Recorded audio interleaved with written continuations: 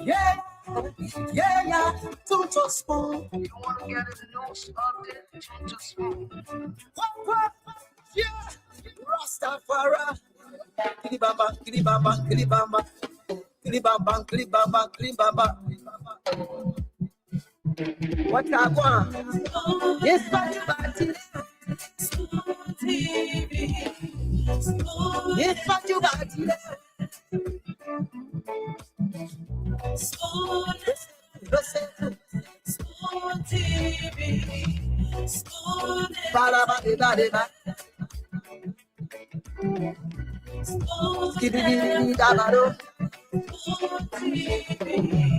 Spoon Entertainment.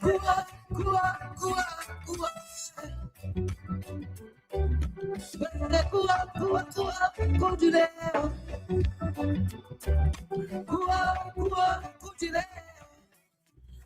On the phone, yes, information.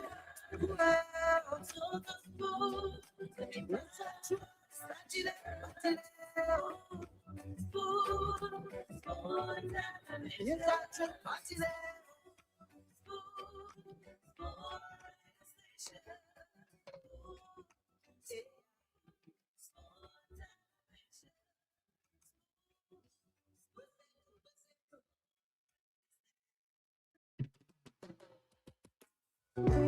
Yes, sir. A special one from the CEO, stand coming with the spoon. And your boy, right at the South. On the beat. On the phone to get your information. On the phone to get my information.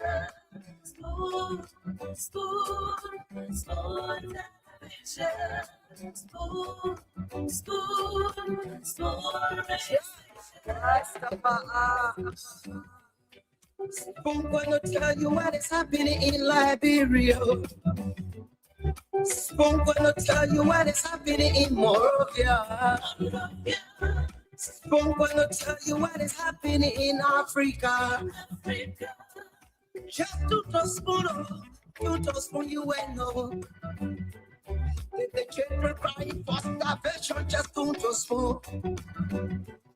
You want to get a news update, my brother, to spoon. You want to know what is happening in Morocco, to spoon. Politicians want to make their decision, just to spoon. You want to know what happening in the ministry, to spoon. Yeah, to spoon. Yeah, to spoon. You from Bonjama, Maryland, to spoon. Yeah, to spoon. If you eat kepa, regular, my brother, to spoon. You got a Spoon TV, you got a Spoon Radio, to spoon. Yeah, to spoon. You want to get a news update, to spoon. What? Yeah, Rastafari. Kilibamba, kilibamba, kilibamba. Kilibamba, kilibamba, kilibamba. What I want? Yes, but you got it. Spoon TV. Yes, but you got it. Spoon TV. Spoon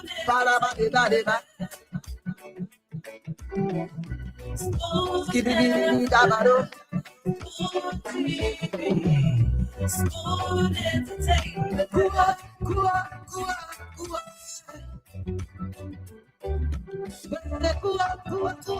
Go to there.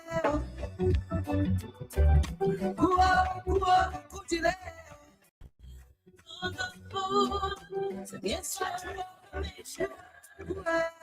Of course, it's 9 minutes after 8 p.m. here in Liberia. Wherever it is you're listening to us from across the country, I love to say welcome to you. It's midweek. Today is Wednesday, the 6th day of May 2026. If you're celebrating your birthday today, I love to say happy happy birthday to you.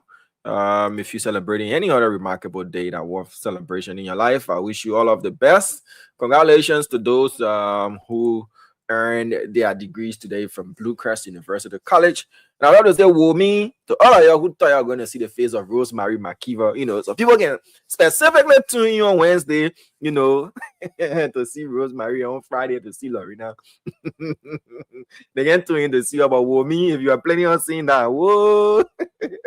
I'm producing tonight. Yeah, this is a man that is appointed.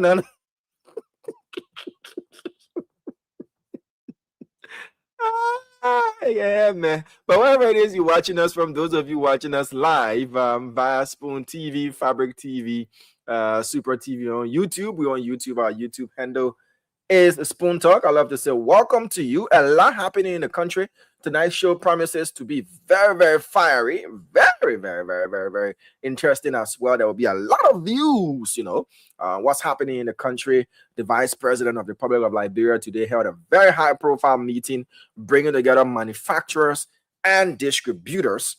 You remember the 2010 National Investment Act specifically reserved some businesses for Liberians only, and that includes but not limited to the distribution of locally manufactured products. And so, they conveyed the meeting today. The VP was stern. Then just across the road, Philip Bala, I one of those. He said, yes, indeed, Mary, welcome. Yes, that one, I want to see Rosemary. You see him flying. Philip, you be disappointed. Sometimes they say good to be the boss, you get veto power. She was sitting pretty. I just told her, no, excuse me, ma'am. I'm doing a show. Yeah, to the disappointment of many, including Philip Bala. But the Vice President today held a very serious meeting. This engagement has been ongoing for a week now. He met with manufacturers independently or separately. Then he met with distributors, Liberian distributors, in fulfillment of the 2010 National Investment Act of Liberia. The VP spoke extensively after that meeting. I questioned him. He said, look, this is not just going to be limited to the distribution of locally produced products, but also other businesses that are solely reserved for Liberians: block making, ice making, doga flare, which is second-hand or used clothes. You see, you go down one side, you're saying the different students, our foreign men are doing doga flare and all that kind of stuff. And these are things that are reserved and preserved exclusively for Liberians. The whole list is there. Across the street, President Boaga was receiving a draft bill for the War and Economic Crimes Courts in Liberia. Yeah, the president said another door parable again, but the dollar, the greedy door, that greedy door, all that story, that greedy door that walking with a boom and more.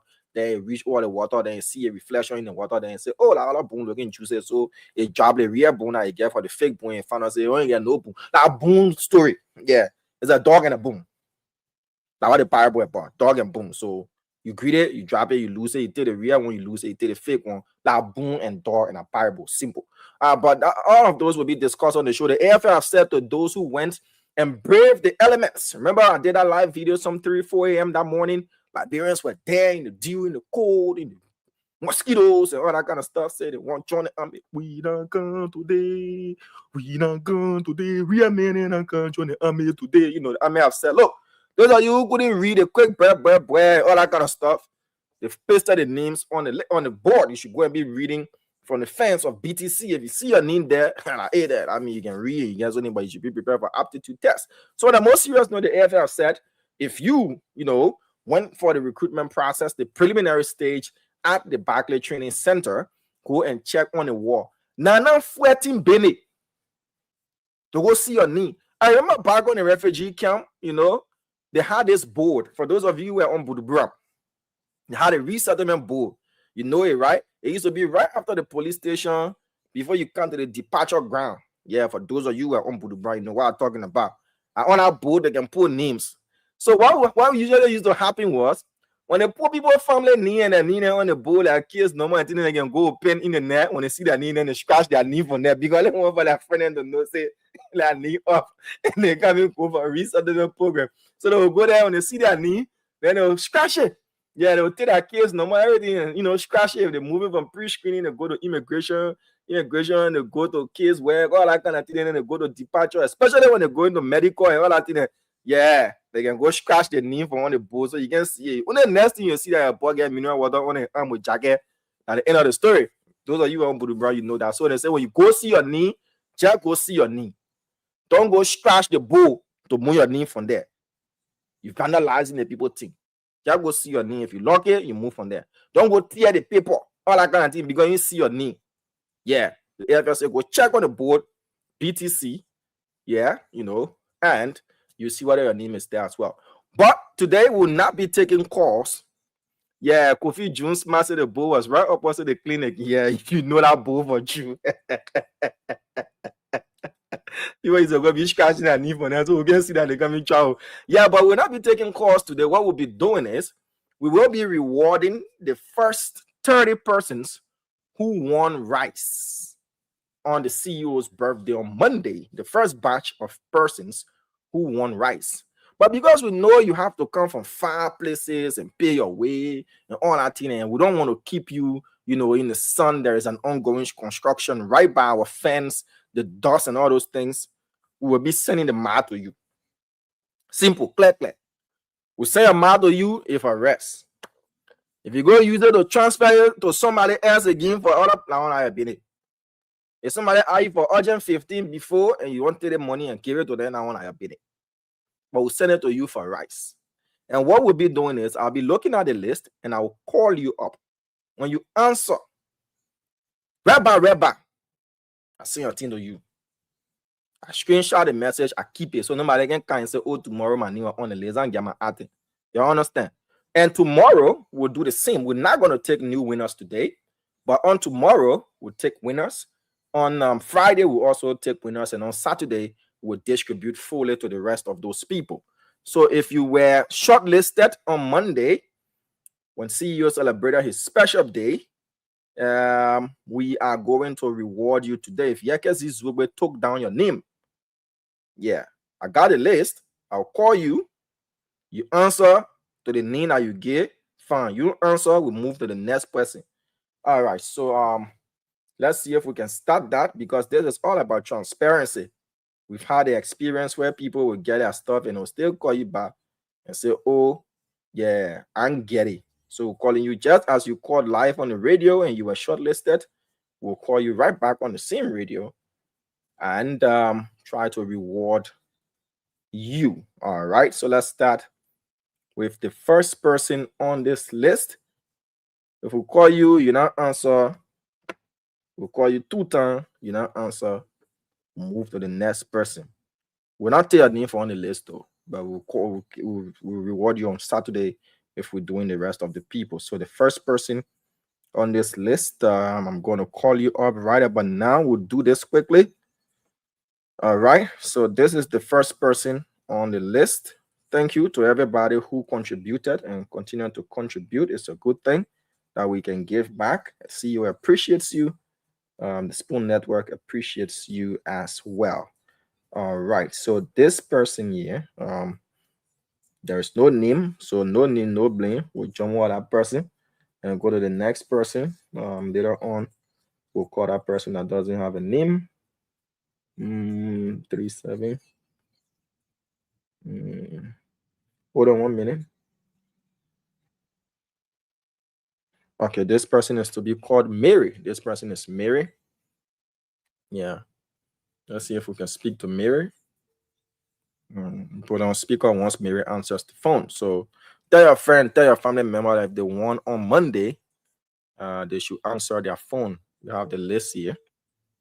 So we're calling this person. Hello? Hello? Yeah, hello? Yeah, what's your name? My name? Yeah? You don't know my name? You don't know who on the phone? Alma. Yeah? I can't for the phone. No, I just want to know your name because I'm about to send money to a particular name. If you want on Spoon, you call on Spoon on Monday. So what's your name, please? Mary Jean. All right, man, Mary. Thank you. I'm about to send you $15 to buy your rice because you want 1 bag of rice on the CEO's birthday, yeah? Okay. Now, scammer calling you. You see the way your voice changed now, you know? Yeah, but I'll send a mail to you, Baba. She said, you really want to know who get and I use it. So let's send my Mary or fling quick, and then we'll move on to the next person. That is gonna be quick. Let's send my Mary her money. My Mary, the number that you get at the number we send the money to, you give an orange number. Thankfully, the networks can allow money to be sent between the two. All right, so I send my Mary our money, and then we'll move on to the next person. 565. Okay. Bear with me, folks. My Mary relax. I'm sending the money to the particular number. We're not changing the number. See, the reference would be CEO birthday rice. Okay. So let's do a sharp.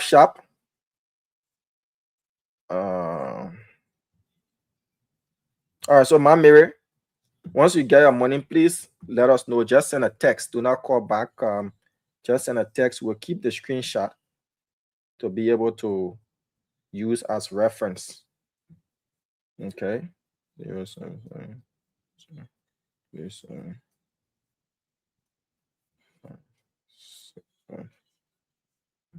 2 15 CEO birthday rice. Okay. And then all right. So my Mary, once you get the money, just let us know so that we'll move on to the next person, please. Just do that quickly so that we'll move on to the next person. And the next person on this list, I'm about to call you up right now so that we move faster. Mm-hmm.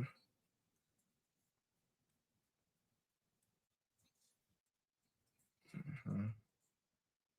15.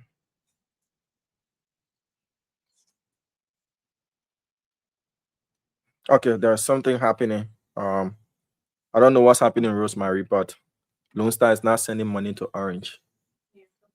Yeah, I don't know what's happening. My Mary? Yeah, I'm trying to send my mobile number because they want to make it that way. I want All right, just text your Lone Star number to me, please, quickly. Let's do it so I can move on to the next I person. Yeah, want too quick. Yeah. please do that. So while you're doing that, let's move on to the next person here. The next person on this list is 0. And almost everybody on this list is an orange number. 3 0 7.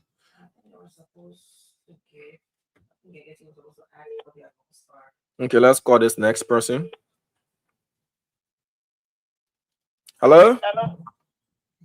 Yes? How are you? My name is Diamond. I'm calling from Spoon. What's your name? Anita Colley. Yeah. You want rice on Monday? Yeah. What a question you answer? What a question you answer on Spoon?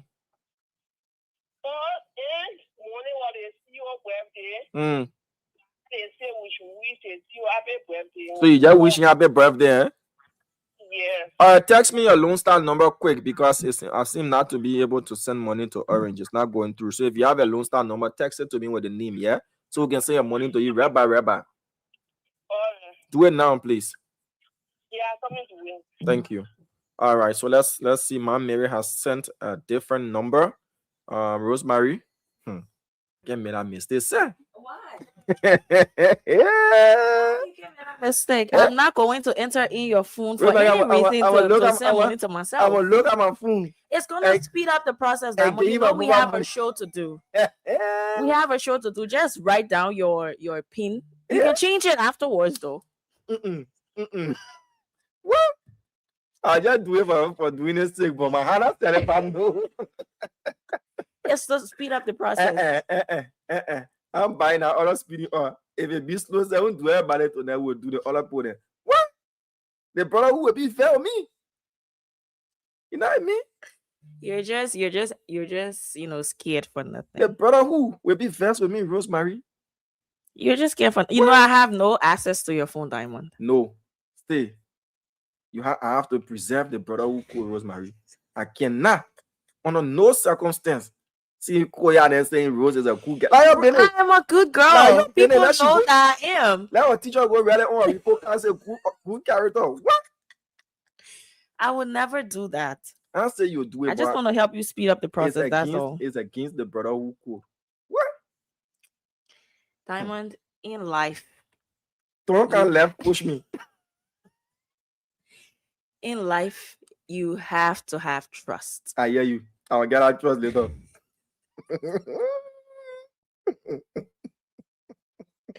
Yes, Philip, please hold him in contempt. He just so my Mary, I send your money to you. Natalie say learn to trust others. I have been it. You need to learn to trust. You need to learn to trust. I have been it. Because we have a time limit on this process. First of all, you used your veto power today to take me from my seat. If we finish it today, we'll finish it tomorrow. What? Wow. All right, my Mary, your money gone. All right, the second person is here doing it 5-2. It's not fast. I'm very sure the viewers are, let the viewer be angry. No burn.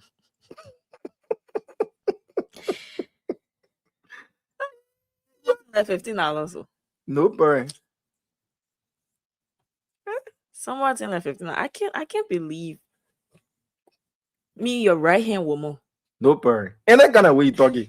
You're afraid to give me your password. No burn. Or when I order things, you want me to assist you on it. No but when burn. it comes to the one, I can't assist you, right? You won't go all the time, Mr. No burn.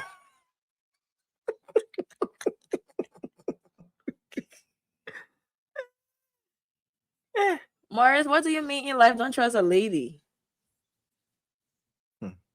Rosie. Right, Natalie. Natalie says CEO trusted you with this, so why can't you trust me? Like CEO trust me, I mean, you are man.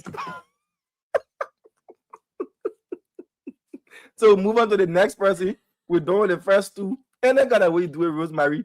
We move to the next person. You can be calling the number name for me. No problem. Let me do that. Where the list? So you can what kind of renewal is this? Well, all I want to buy. What kind of renewal is this? I send a list to you. Damo. Look in the line for CEO. So they make it defend me. What kind of renewal is this? He's come here to defend me. Because why you don't trust me? What's that? What's that? We have a lot of sensitive. CEO. We have a lot of sensitive documents that we can be exchanging. We have a lot of confidential. But what happened? So I am calling. My phone to you. No, but I don't have credit. I send it to you. I don't have credit. But why you can't get a woman your phone to call the people? He doesn't want to give me the mobile money pin for me to send them. Hey, your brother and sister, your workmate. I send it to you. I don't have credit. You don't get credit.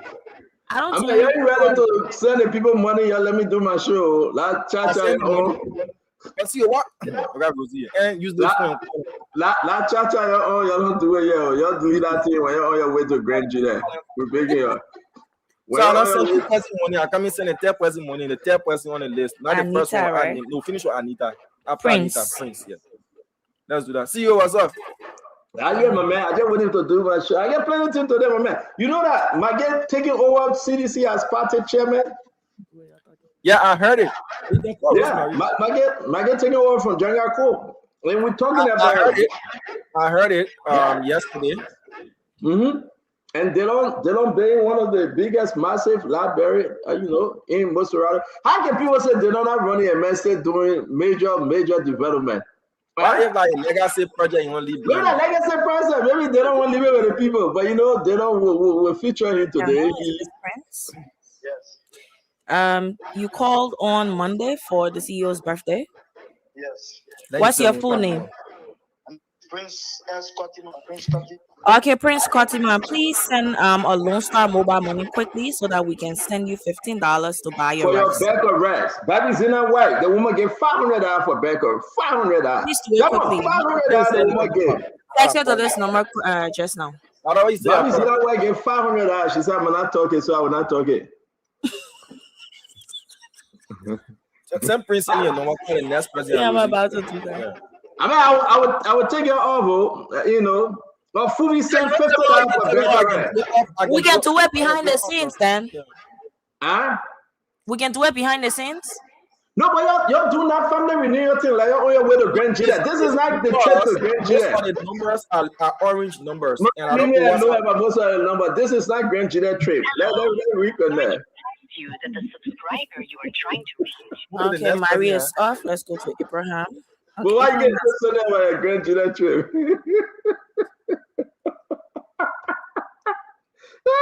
Nando, adieu. Opa, kukubo. What's it today? No, if I don't stand no more, I'm calling for the other phone. So 0555. But that I heard that Jeremiah Kun is firing though. That I saw you. Man, did say I'm gonna leave her alone? She said, I beg you. I am Didi, I'll leave the poor alone. I'll leave your children alone. What you say to you? Y'all go in the bio, go tell your sissy talk, man. Y'all leave me alone. Let me do my show, bye. Yeah. So what are you doing? Y'all do your show, y'all. Yeah, do your show. What behind the scenes? I think you got more for your show. So I'm going to my other time, no prayer. Yeah. No, that one wait. That one when I do the show to the podcast, we'll take a few minutes. Y'all do that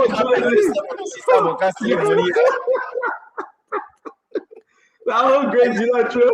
Scary down. But the Grand Gillette trip was fun. It was. No, I know. Listen. I got no problem. Y'all going Grand Gillette. I just telling my people, y'all great achievement. Let me zoom us in a little bit. Let me zoom us in. No, I got no problem. I got no problem with Grand Gillette trip. Everywhere you go, you gotta carry your trip partner. I got no problem, Damo. No problem. And we got more trips to go on. You know, yeah. I heard that you're going out of the country. Look at two of them great. You represent Spoon well. Let me take myself. I got a guy. So if you are not afraid of no, let me tell myself. I'll be in the picture. I'll be in the photo. Let me tell myself. You represent Spoon more than you. You are the embodiment of Spoon. No. I wasn't on your Grand Gillette trip. Let me fair. You're with SP. We're talking to on the Starlink. So wait, let me tell myself. Let me both.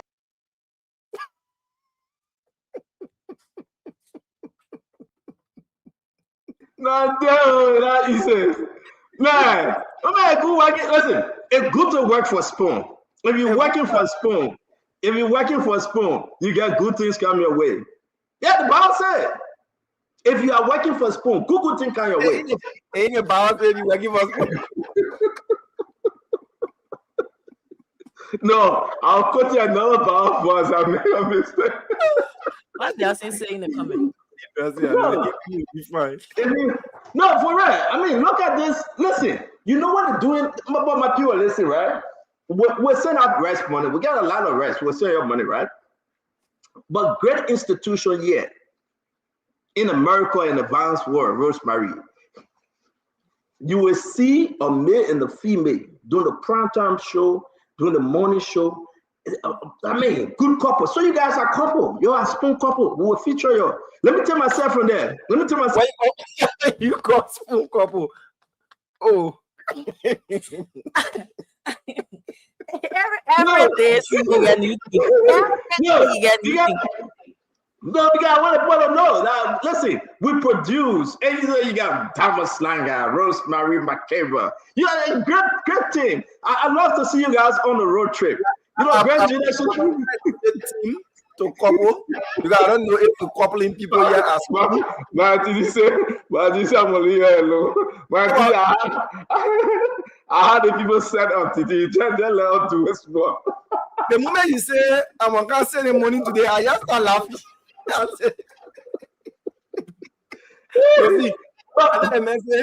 Let me say the money for whom? But listen, the men know that this is a Spoon couple, right? The man saying Rosie. He said Rosemary, we can say Rosemary. The man get a very unique way of calling his partner, his Spoon partner, Rosie. Hey, damn, what begin? We in a business of partnering people here as What you telling her? That's good. That your media partner. I mean, nothing wrong with it. You guys are good. You started out with spoon couple. I mean, you got nothing to say about. Don't say about. Let me flow. Because look at you. You got nothing to say, my man. Let me flow. About. Beg you, about. You got nothing to say about. You been wanting to say this since from the very first day we came back on Grand Chile. And how many weeks? Rosie. Rosie,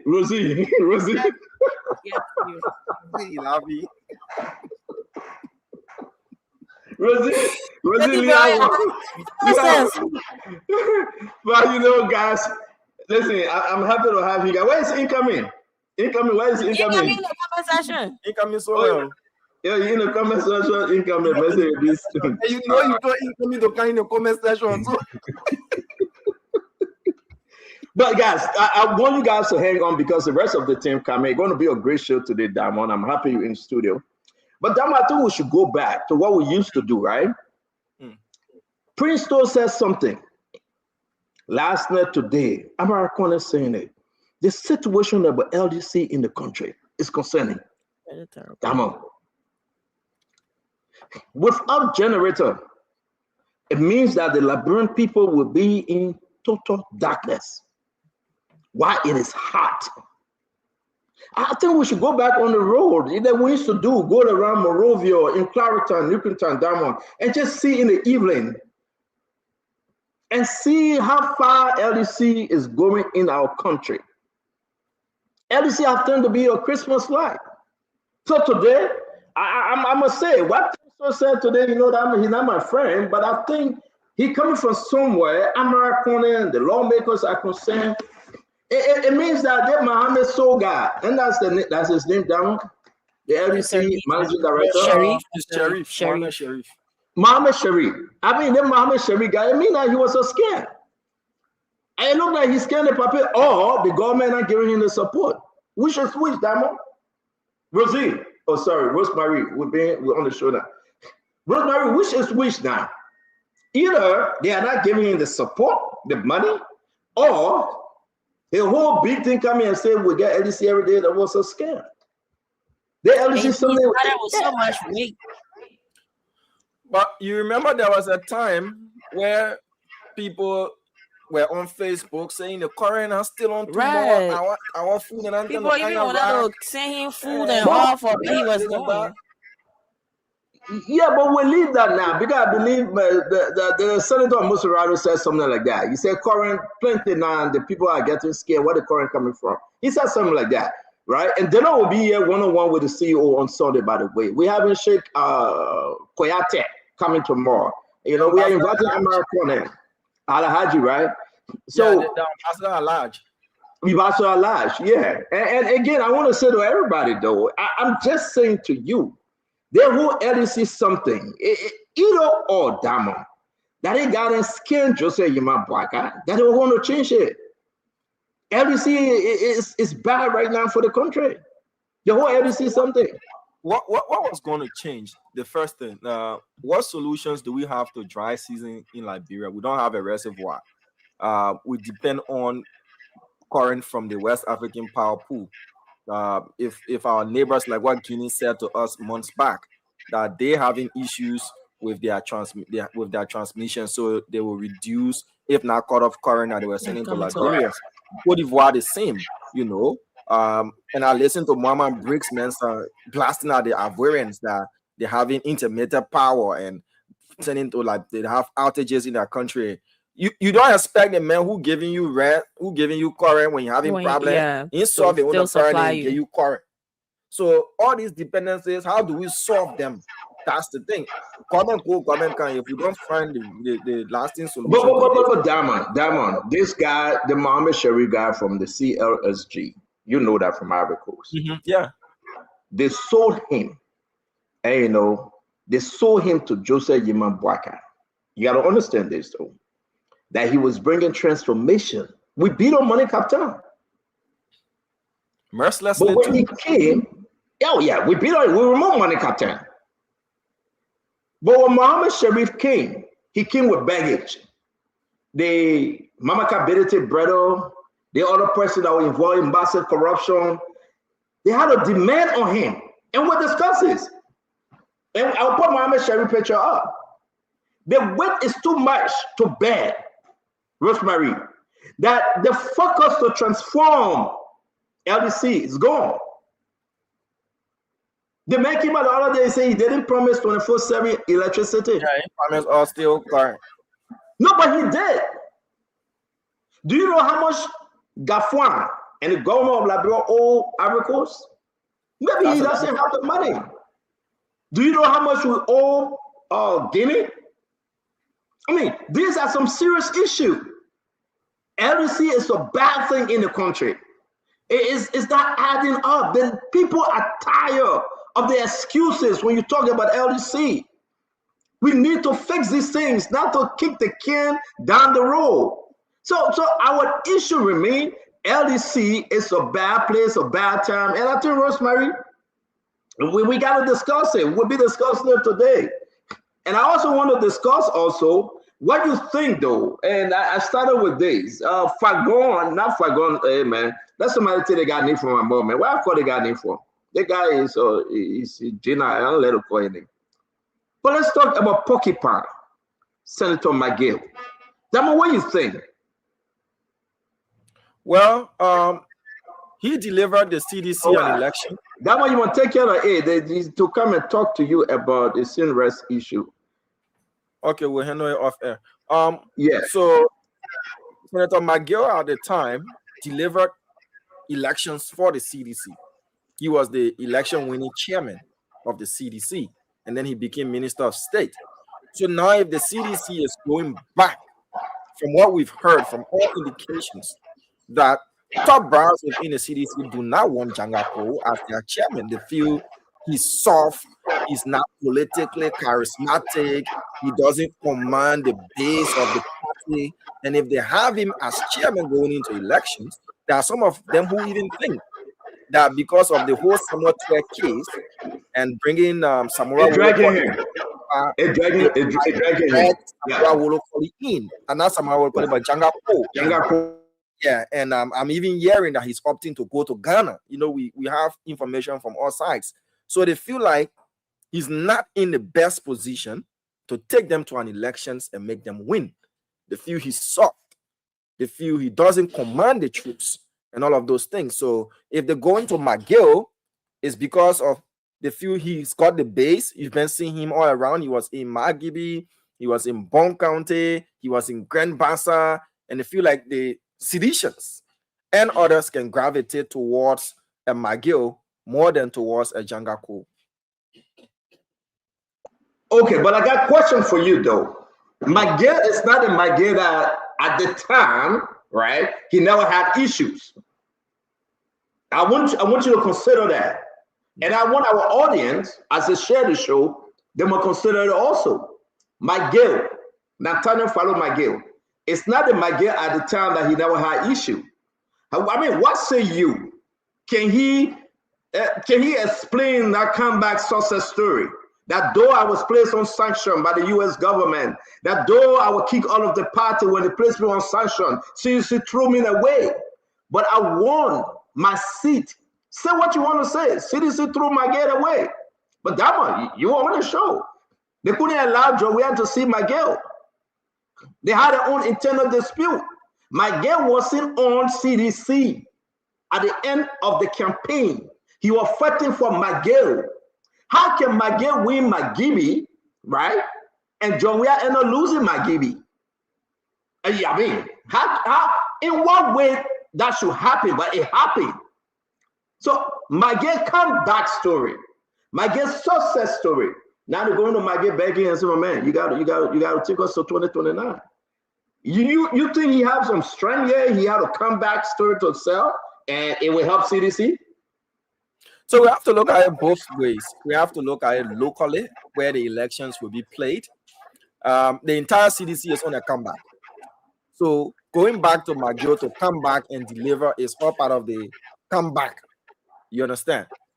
If you look within the CDC, aside of McGill, who's rooted that much to take the helm of party affairs as chairman, to take them into 2029. Remember, he's not going for an election in 2029. So the whole issue of running his own campaign parallel to that of the CDC is not at play. Now, that's local politics. Who else gravitates seditions apart from George Weah? Koji is there. But party chairman-wise, how many options do they have? Now, let's look at outside. He's still on sanctions. That's a fact. You know, he's still on sanctions. But if he braved that and he won an election in the country, maybe the CDC is looking at it like, look, he can win us the election and he still be a senator. And let's see. But as it stands, they short for options. Who can they run to? Who knows the business of winning an election other than McGill within the CDC as party chairman? So their options are limited unless they want to tell us that they have limitless options. Do you think, and I agree. Let me stick with this sanction issue, right? Guys, again, share the show. We're just doing our side talk here. Hey, every one of you welcome. It's going to be a powerful team. Those of you that call for your rest, when you start the rest issue, but I can tell you, Diamond would be reaching out to you. We got to give you over 150 bags of rest. You need to call. Tomorrow we'll take calls. Friday we'll take calls. And on Saturday, we will just do only the rest distribution on Saturday, Diamond. All you do in studio, we just give back the rest. Yeah, we got a couple of other rest. Yeah, we just share the rest. We got a couple of others, Goodwill, Foundation. We'll have to drop rest to, other issue we're discussing. But let me come back to this Magette issue, because you know what though? Do you think the sanction will have an impact in Magette chairmanship for CDC?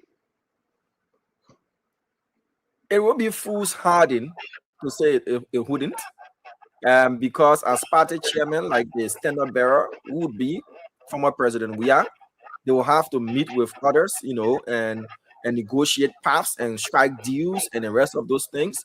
So who are their players, that they're going to do business with? How are they going to negotiate that? So being sanctioned by the US, is going to weigh heavy. But if the CDC doesn't mind and they don't care, and it's all about winning the election and who their contributors and the rest are, remember when they do win an election, he's not going to, unless if President Weah wins the election and says, look, McGill, leave the Senate and come and take an appointed position, which he can do, and he will be in the Senate. So it's an internal decision, but for me, analytically, yes, it will, because his options will be limited in where and how he negotiates on the international scene for the CDC. That's a reason. Yeah, but the one that we have today though, is he negotiating on international scene? The one that we have today, Jangako, the one the Liberian people seeing today that represent CDC. What Jangako doing? Nobody can hear from Jangako. Jangako MIA. Jangako is like he's spineless. He trying his weak ways, but I think Jangako cannot even win a township election for CDC. So if you look at those things, and I think the name McGill, that there in the meantime, until they can look for their permanent, more permanent. Yeah, I think he was just a caretaker. Yeah, he was just a caretaker. He was babysitting. Yeah, I think Jangako was babysitting. So I'm not going to beat him. I agree with you. He was babysitting, right? He babysat at Carol Spring. He babysit the protests that they beat him and put it in the truck. Right? He babysit the breaking down of the CDC party headquarters, right? You can explain the story. The man was babysitting. Am I wrong? I don't know if the CDC is made out of babies that he will be sitting them, but my man. Look at the CDC today. What do you think they made out of? Look at the CDC. They're gonna get well with me today. But we gotta dig deeper into McGill. The McGill we know today is not the McGill yesterday. The McGill yesterday, or he's less formidable than yesterday. I'm contemplating that McGill had to explain to the people what he coming with.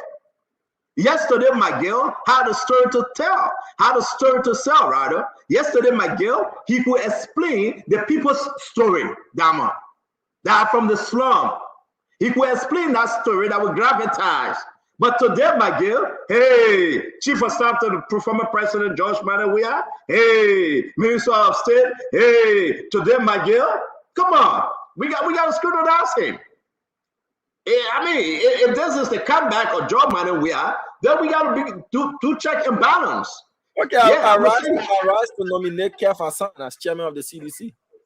Yeah, I mean, chairman in Sierra Leone would not be bad though. Not in Liberia. Chairman in Sierra Leone. But today we want to say a happy birthday to D12. Baba Dio, D12. Yeah. The man said, listen, I said this to all of you, man. D12, say what you want to say. I didn't know his birthday was May 6th. I didn't know that, by the way. And I would say to everybody, Samuel D12, former finance minister, Baba Dio, the man that is in court for his destiny. Today he's celebrating his birthday. And we wish him happy birthday. The man refused to call me for my birthday. Then he said, oh, my man, I forget. I said, my own, I can't forget. I'm a witchcraft.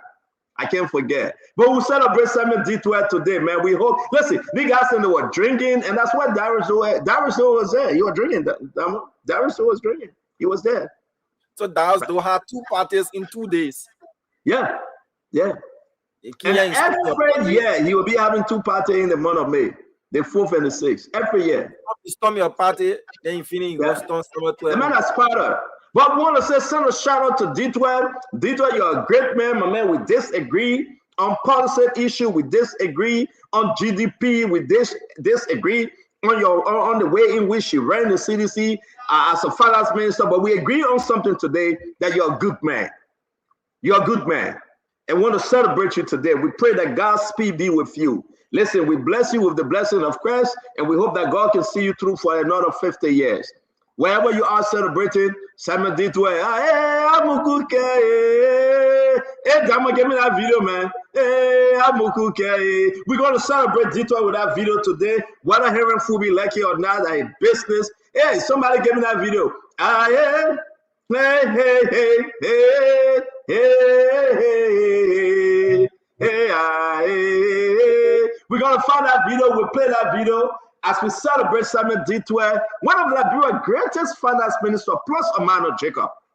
And hear me well, I don't want Fubi to come from my neck. Plus or minus, negative or positive, the man remain the greatest. We had a poll here. People said D12 is the greatest. Impromptu, we just say open the line. No matter what you say about Samuel D12, the boy know the number. Whether the addition, multiplication, subtraction, he knows something.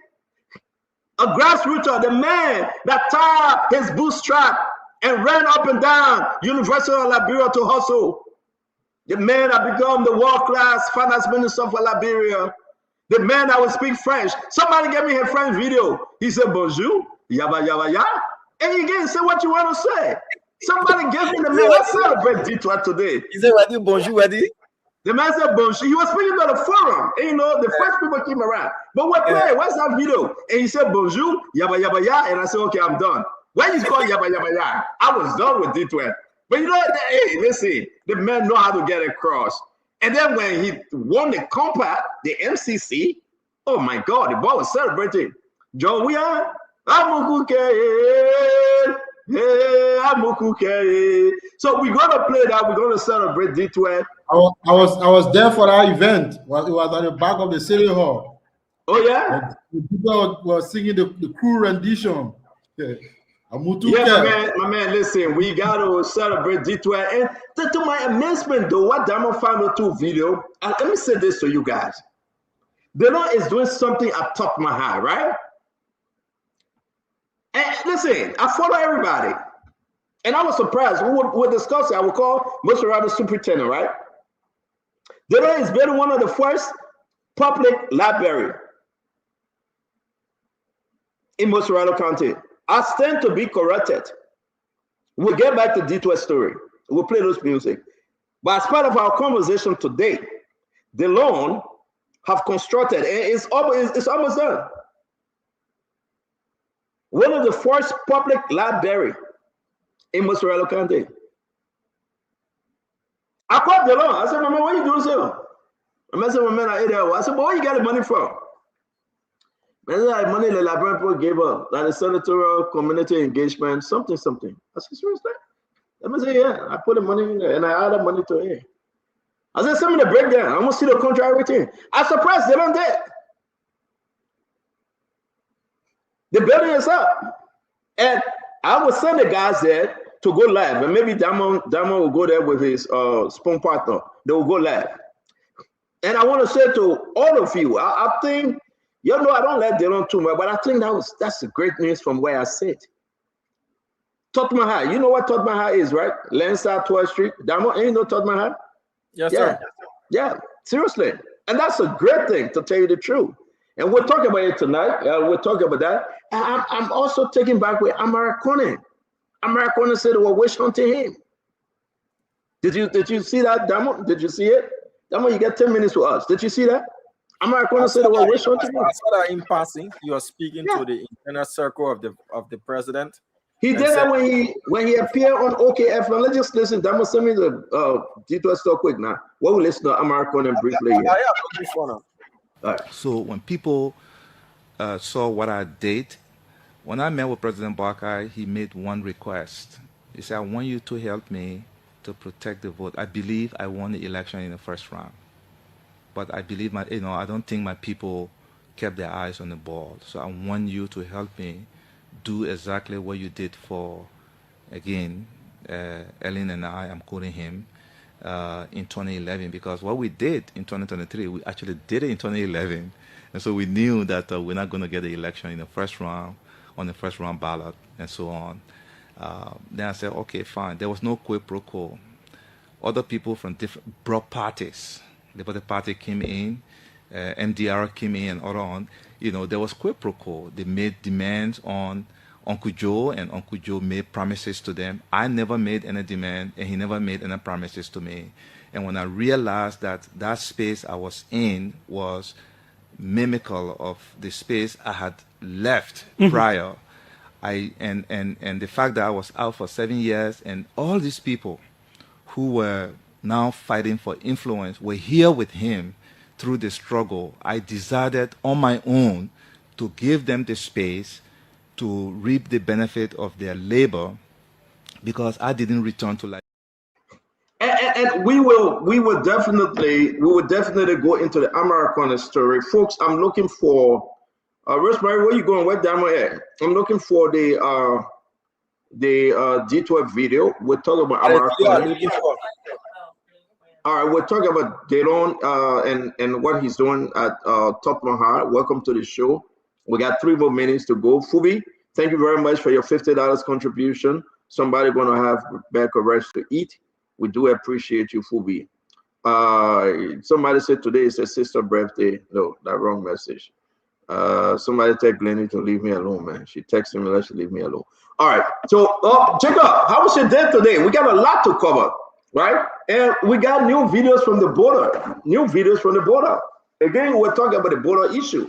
And we also want to say to all of you, we'll never get tired. President Boakai was speaking today. Again, he said the dog get a bone in the mouth, will play, right? And the dog look in the water, the dog saw the same dog, but in a different dog. And the dog threw the bone down. And Jeremiah Kuhn, what he said today, let's take a look. Jeremiah Kuhn said the market is getting very bad. And the president is serious about this. We will go all out. Jeremiah Kuhn saying that his mission is to go after those folks that are hiring, not Liberian. And I think that's a great thing. Whatever you are, I think this is one of the greatest assignments the president have given Jeremiah Kuhn. I know Jacob Jada will get very with me on this one. But I can tell you, Liberian people will benefit from this. If Jeremiah Kuhn, the vice president, what he's doing, if he does it well, I think it's a plus. It's in Jeremiah Kuhn. If you break the law, we will come after you. Vice President Kuhn telling the manufacturers, he's ready. He's not playing. We got everything. We'll play the video. And if it reaches the point where the government we have to revoke people's work permit, we'll do so. And he said this in front of Cooper Craig, the public works minister. I think Jeremiah Kuhn is on a good path here. I do believe. I don't know about you. I think you can get very with me when I say, because some of you guys hate for me to talk about Jeremiah Kuhn. But check it out, even if you hate for me to talk about Jeremiah Kuhn, you can change me. That's me. So I really don't care. If you don't like it, that's your business. No, for me, this is serious. Why would a man tell me I shouldn't talk about Jeremiah Kuhn when he's doing something good? Jeremiah Kuhn mess up, we deal with him. I don't shy away. But should I open my mouth to talk about Jeremiah Kuhn, or do I get vexed?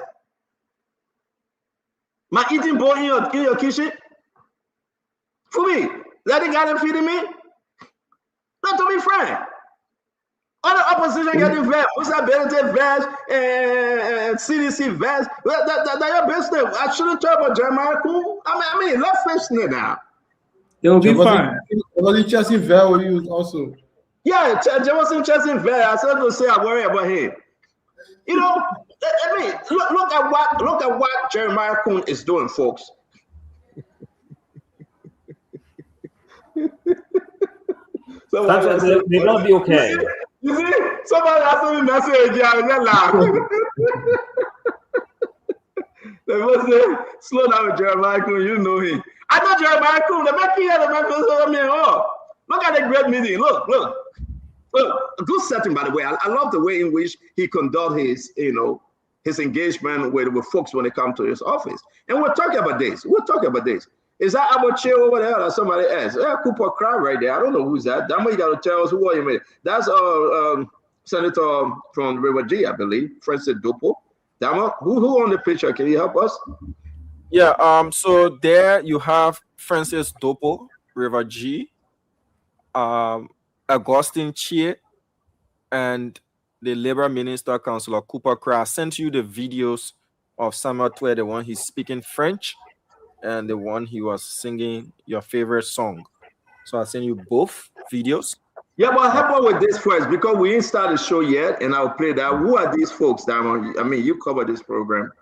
So you have JRC Oniyama. He is the general manager of the Monrovia Brewers. You have Flor Toma. You have Delamu. You have Jackson from Exodus, and Delamu is from Delamu. Trading, you have Taro from Taro and Sons. So those pictures you're looking at, they are a mixture of distributors, Liberian distributors, and staff from the various manufacturers and ministries and agencies that were in attendance today. Oh, okay. So where we are right now, let me put this other picture up. Who are these, please? Give us an overview about this picture. Now, what was happening here? So this was the opening of the meeting when the vice president did his opening. So these pictures are from the opening of the meeting and during the meeting. So those we had for manufacturers: JRC Nelson Oniyama, GM, Monrovia Brewers; Nakom Ravikant, GM from Nakom Distilleries; Rabi Baba, CEO of Liberty Investments. They produce Aqua Life and other beverages. And then Siwa Singh from Redco. So those were the 4 manufacturers in the building, and 4 Liberian distributors. You have Thomas Flor, Jungle Water; Bill G. Delamu from Bill Delamu Trading; Henry K. Jackson from Exodus; and Taro Depa from Taro and Sons Enterprise. So those were the 4 Liberian distributors that were in the meeting. Okay, so let's start the show and let's welcome all of you guys, right, Damon? Let's start with you because you'll soon be leaving. What's the importance of this engagement? We know so many assignments were given to the vice president before. Some of those assignments, he make his recommendation on the inflation. Prices are high in the country, and we don't know anything. It's nothing. The government say anything. Let's talk about the energy sector. It was given to the vice president too. Today, LDC is weak there, Kema. You know what, right? Sorry to call Kema. Your name Kema, I'm talking to you, right? And yeah, my man, this street thing, they can't remember. Yeah, I caught myself just now for me. Okay. You used to be on the 18, bro, or Kira Street. They were all the time when they got there. No, yeah, but I can't help it. I can't be away from Bangura. This street here, I like the street tour. But but LDC is weak. But Stanton, who told you? I mean, better than you when it comes to the street talks. And nobody will believe that. Listen to yourself. Listen to what you're saying it. Nobody will not even believe you later. Stanton, who told you? Who told you? You think I want to people can talk about? I am better than you. You get no organic force. My man, you gotta You gotta be organic. You can't say, but Stanton, who told you? Who told you that? I'm like, wow, we can't. Fully tell you, man, we cannot take long time. To that level. Vou falar já avisou. That level, man, give me any spare. That level.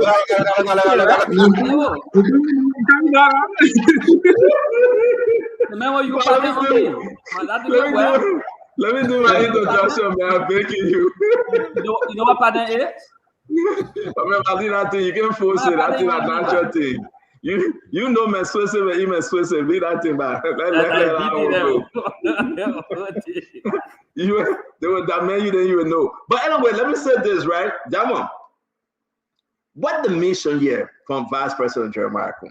Can he achieve what really he want to achieve? Can he achieve anything he dream of? Talk to us. Well, it all started when the vice president appeared on the joint interview for which I formed part of the panel at the time.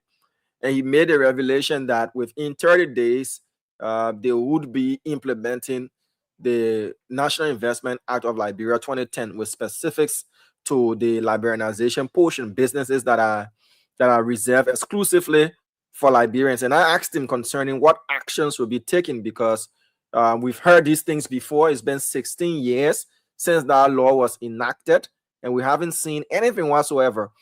So the Monday after that interview, 1 week after that, he then had a meeting with the business people in Liberia. That is the Chamber of Commerce, the Liberian Business Registry, the Ministry of Commerce and others, the policy makers and implementers and enforcers. And then on the Wednesday, he had the first meeting with the manufacturers, for which I was privy to have been in the circle.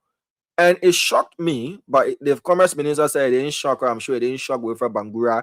It didn't shock the vice president. But it shocked me to know that manufacturers are the distributors, the wholesalers, and the retailers of the products that they produce. In gross violation of the 2010 National Investment Act. G5, Fubiden, they said they have both local and foreign distributors, which it should only be Liberians distributing locally manufactured goods. Ritco said they don't have no distributors whatsoever. They distribute themselves. NARCOM said they don't have distributors. They distribute themselves. Liberty Investment said the same, that they don't have distributors. They do the distribution themselves. And these are all beverage companies. They produce beverages.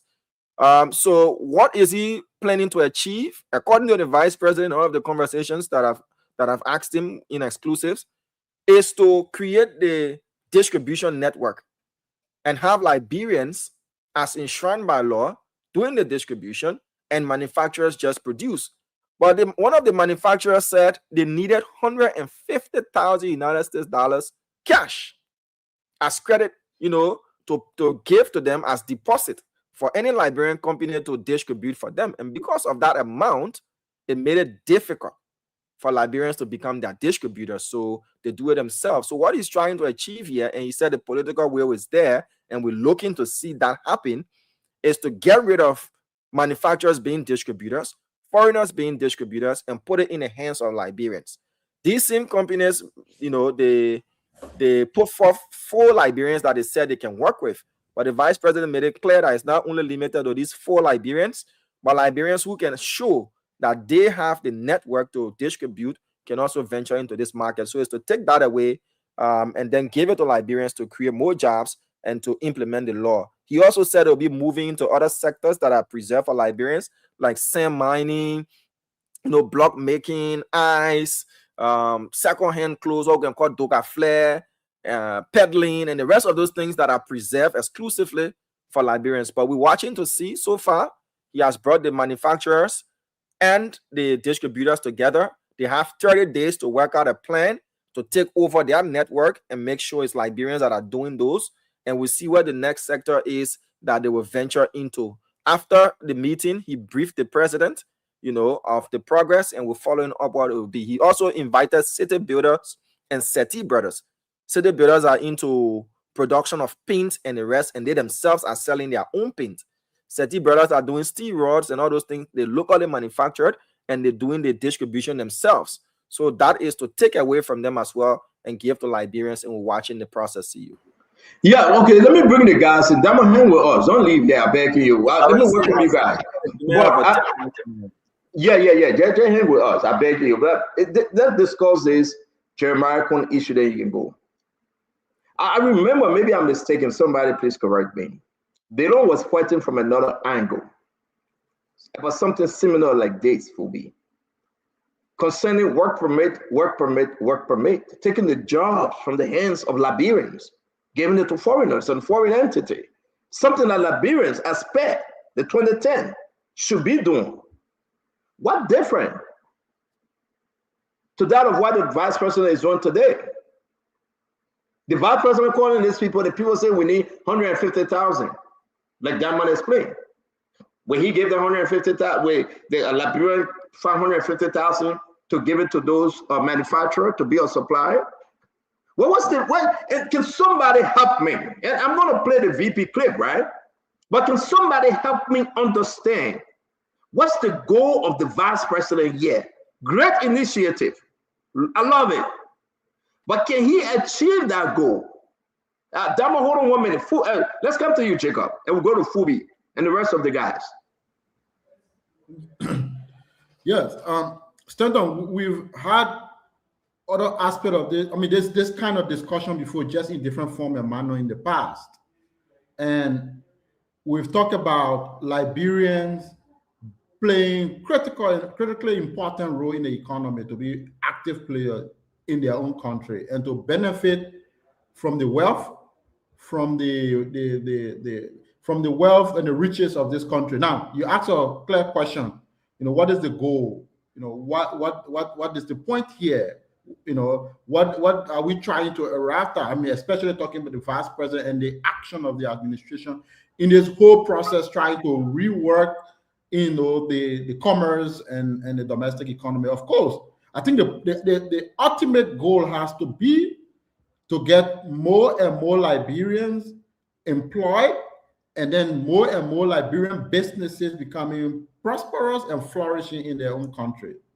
And I think ultimately that has to be the goal, so that Liberians now can begin to build and expand a Liberian middle class and make more and more Liberians successful. That ultimately, for me, has to be the goal behind such an endeavor. Now, can he achieve that goal, though? Can he achieve that goal under this condition? Yeah. So first of all, Stanton, we should be honest to ourselves that this is not going to be an easy task. This is going to be a very difficult task. Why? Because you already have a culture, for example, and Damo raised the issue. Most of these companies are manufacturers, then they also run their own distribution network. They're a retailer, which is a violation of the Investment Act, as Damo educated us about. Now, they're asking now a question about bank guarantee. So Liberian businesses need to issue bank guarantee to the manufacturers to be able to qualify as proper distributors, right? Because the manufacturers themselves have to control their risks also. Now, access to capital is another thing. So can Liberian businesses who want to be distributors, do they have access to affordable capital through the banks to be able to issue this bank guarantee? So we're talking about a whole structure here that needs to be fixed. And I don't think just calling one meeting is going to solve the problem. The vice president and the government has to be extremely deliberate, in terms of making sure they can fix all the different moving parts. Other than that, we'll just have one meeting. After the meeting, everybody goes home and nothing substantial happening, as we saw with the Delon and the work permit thing. You have to be able to be intentional. You have to be deliberate. You have to follow through. You need to have a M&E structure, the vice president. So it's a whole system. It's not one off thing. You have to be very deliberate about it to really get the result. Otherwise, it will just be just a flash in the pan. Everybody go home business as usual. And that's where I'm coming from. Fubi, do you think this is just listen, let's go back in history, right? And the vice president can come up with a beautiful project. The energy, you get anything from the energy thing? The rice and flour and sugar, the inflation, what we have, what are some of the things that transform to reduce prices? We talk about so many things that Joseph Boakai, the president, gave on to the vice president. Great things. The Yellow Machine was one of the vice president's success story. Everybody can point to that Yellow Machine. But now it's in Samuka hand. He won $51 million. That one a whole different story. But do you think the vice president will achieve what he's seeking. And what do you think the vice president really want to achieve, Phoebe? Then you can answer the second question. Yeah, so firstly, good evening, everybody. Firstly, the only thing that they need to achieve those is the political will. Nothing else. They just need the political will, and he has the mandate to do that. So the issue about, if you're talking about 150,000 bank guarantee, nobody needs that to be a distributor. So they need to be very strict. It's a policy. That very distribution network chain is similar to the Burkina Faso. No manufacturer distributes their own product. They produce and they sell directly to the distributor. The distributor take it and go and sell to wholesaler, and then the retailer pick it up from there. So it's just they just need to enforce it. You don't need 150,000 bank guarantee to enforce that or to become a distributor. You can set different criteria, but you can't use that as a bottleneck to stop Liberian distributors. So they just need to, the distributor need to sit and come up with a framework and advice, but they don't need any $150,000 as a blockade to stop them from distributing. There are different schemes. Let's go by the political way. Do you think, because the president said, go ahead and do it, JK, go ahead and do it. Do you think he will achieve something from this, or after this 1 week program, everybody will go away? What become of the flour and the rice distribution? The prices are high. What become of the energy bill, the LPRC fuel problem? What become of all these local things? And I want us to tap into the vice president mindset that he's trying to, but is it achievable, or is somebody on his jackalope vein? I mean, Phoebe, what do you think? No, they are all achievable. They are all achievable. There are some economic factors that will also play with the issue of the prices, because the prices will keep fluctuating based on the issue of transportation, fuel costs. All those will impact the prices. But there are different schemes that government can use to stabilize prices. For example, all these oil things that you see happening around the world, fuel price did not increase in Burkina Faso because the government have a policy of subsidizing the fuel for the general public. So government will take some of the burden to be able to stabilize some of those things. So you cannot just allow the market to play by itself. At some point, there should be some level of sacrifice that the government has to put out. And you pay lawmakers, use some of money. Some of the money you can sacrifice it to impact directly the lives of people. There are different schemes the government needs to do. They just need to focus, and the political will is there. By virtue of the fact that the president gave the mandate to the vice president, say, go after this, do after this. It's up to the vice president now to sell himself, to prepare himself to take over. And that's the president just preparing him as a successor. So but have you seen? Phoebe, before I leave you quickly though, have you seen any positive result coming from the vice president, Senate president been giving him all these major assignments? What have you seen, Phoebe? Yeah, on the issue of the vice president legacy, to tell you the truth, that's a complete success story. The yellow machine, nobody can pull forward. And Liberian people need to do this. He did exceptionally well. The only thing is that he didn't give it to ABK for some other reason that we can talk about that. But he reduced the yellow machine from $84 million down to $21.6 million. That's a success story. Saved the country millions of dollars. What can you say about all the other assignments? Yeah, so I'm not on the ground to actually assess the prices on the ground, but there were reduction in the prices and to some extent. So, but there are exchange rate fluctuations. So you have those, because once those things that priced in US dollars. So when they are priced in US dollars, when the rate changes, definitely the local currency will also move according to the rate. So those are things that will also impact it. But generally, they just need to remain focused in driving it. But the liberalization policy is a key focus. If they can achieve that, it's a big thing.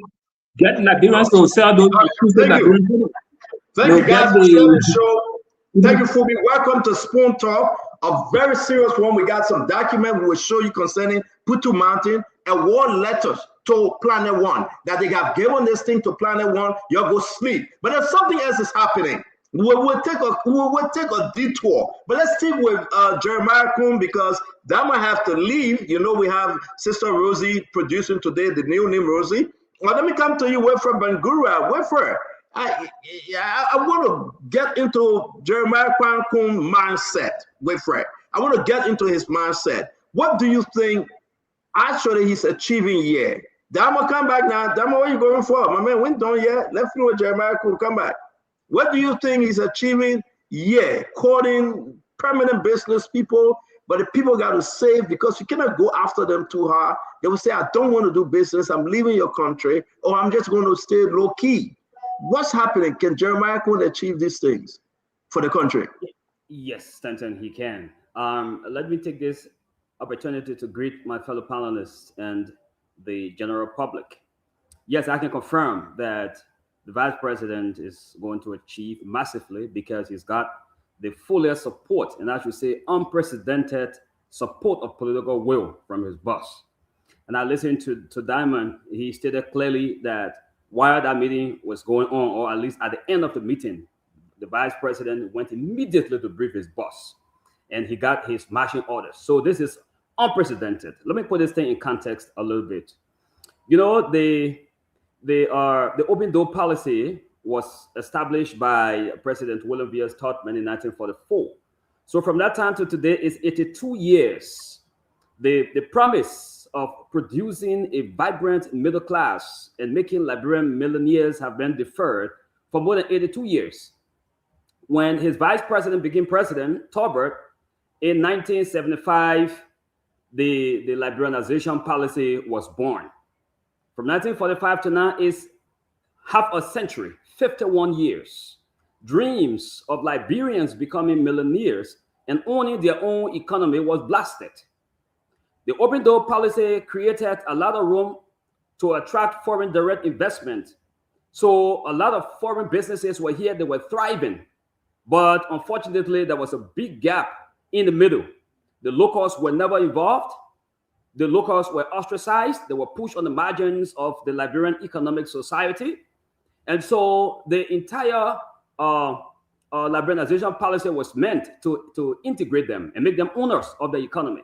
But again, that did not happen until 2026. We are living in an unprecedented moment, a moment that will define a whole generation. The vice president's meetings have been very successful. And I can confirm that the concerns of the manufacturers, most of those concerns were allayed today at the meetings that were held. And the distributors who have the potential and trustworthiness in the business communities were identified, at least 4 more of them. And also concerns about other would-be distributors and in terms of collateral to build trust.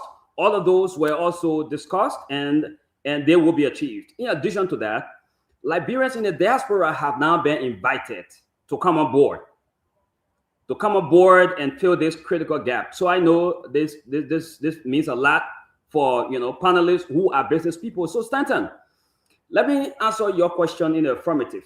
That this no, you already answer. We gotta move, okay, man. All that thing was your answer. But all that thing was your answer. How you talk for 3 hours, then you say you want to answer now? Let's go to Emmanuel Johnson. I'm in Zigo. So let me just you in Zigo. We'll leave you in Arizona. 30 seconds, please. 30 seconds. Yeah. This is the bread and butter issues.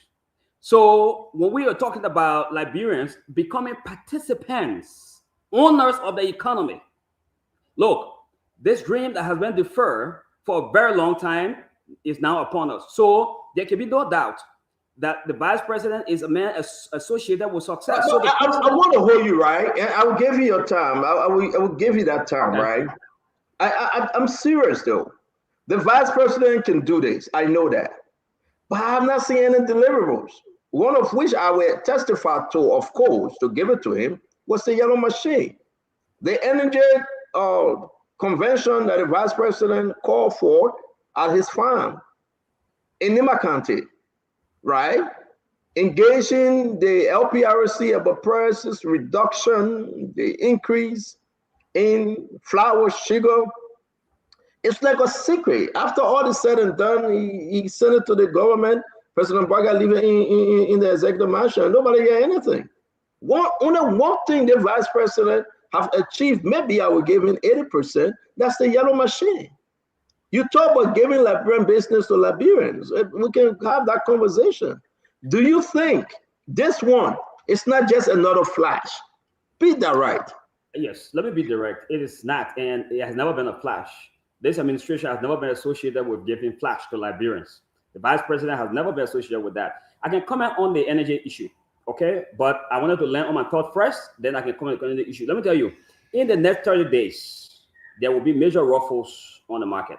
The Ministry of Commerce will be moving into action in the next 30 days. Watch out and see. So if all right, thank you very much. Let me bring in Manuel George. George, let's welcome you. What's going to happen in the next 30 days. And when I come back, I will talk about that energy sector you're talking about. Thank you, Bangura. It's good. Let's welcome Dr. George. Dr. George, welcome to the show, my friend. Thank you so much, Stanton. And I appreciate being on the show this evening. I want to extend my greeting to Deputy Managing Director Diamond Slanga, Jacob Jala, my brother Fubi, Honorable Wilfred Bangura, and Betty D. And Stanton, good evening. Good evening to those of you who are joining us on Facebook, YouTube, television and radio stations in Liberia. Stanton, I really like Bangura. I'm so excited that you have him on. I like the way he can go back in the history and create all this native thing. But he was Deputy Minister for Commerce for 6 years. All the you back here, he sat in that chair for 6 years. So I mean, it's so beautiful when he speaks. You know, I mean, I could be cheering my brother up when he's speaking like that, but I have to remind myself that this gentleman was the Deputy Minister for Administration at the Ministry of Commerce for 6 years. But then, I think we are walking in the right direction. The Millennium Scorecard, and in the Millennium Scorecard for last year and this year, trade policy of the Liberian government, we are at the last one we're at 21%. The new one we are at 23%. Credit facility in our country to allow business people to operate, access to credit. The new scorecard says we are at 31%. That shows a government that is not interested or that has not been interested in developing the Liberian economy and giving access to credit to Liberian business people. So the direction that the presidency is going, I think it's the right direction because we have to increase this number. For so many years, we have been. I'm confused. Come down small. Are you speaking in reverse? Because you're confusing me. You say we are in the right direction, and you're giving us numbers that kind of. Can you say that? Yeah, again? I'm giving the numbers I'm giving to show how bleak things have been in the past 20 years. How difficult it has been for the government of the Unity Party and the CDC government to live up this particular number, access to credit and trade policy that allow Liberians to participate in the economy. So let me join Bangura on his historical tour and go all the way back to the 1800s when SARS came. We were exporting. We did a lot of export from Liberia in the early years. What happened in between the early years is something we need to study and consider. But the fact of the matter is that we can no longer continue to be the drawer of water and hewers of wood. We have to participate in our economy, and our government have to give us this opportunity to participate in our economy. All these sectors that are set aside primarily for Liberians, it is the duty of government. I don't want us to start believing that, they are doing us a favor. No, the government is not doing us a favor. It's a law that was passed. It's a law that they signed, and they should be implementing the law that they signed. The vice president was a member of the House of Representatives and the Senate. So he is aware of that law. And hopefully they will implement this law that he has passed, I think, since 2010. This law has been in place for 15 years with limited implementation of it. And that's why I love the way my brother Bangura can speak to this issue, because within that 15 years, he was a deputy minister of administration at the Ministry of Commerce, and we did not see this happen. But I'm excited that his experience, he's bringing it to the vice president office as a special advisor. That's why you changed the government now. And that, so what more do you want? and that let me put this up. I really want you to help. You are speaking of this chart, right? Yes. Okay, please go back again and say what you think. Is it better now compared to George Manawia 6 years or Madam Selig 12 years? Or is it worse, Emmanuel? No, it's worse. Because if you look at trade policy, George Weah is at 63%. The Unity Party is at 21%, and it's at 23% in the newcomer.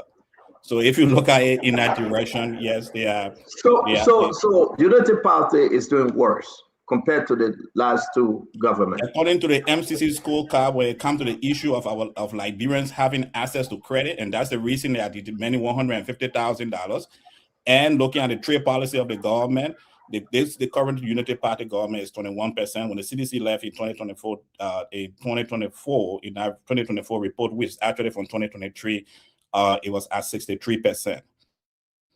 So guys, this chart is in the chat room. You can review it and come back with a counter, but it's a good point because I really want you to be simple, because I look at this morning when you posted it in our chat room, and when you said it as if to say that this government is doing better than the last two governments, I was going to hold you there. That's why I asked you to repeat yourself. No, I'm speaking to the fact that right now they're having this conversation with manufacturers.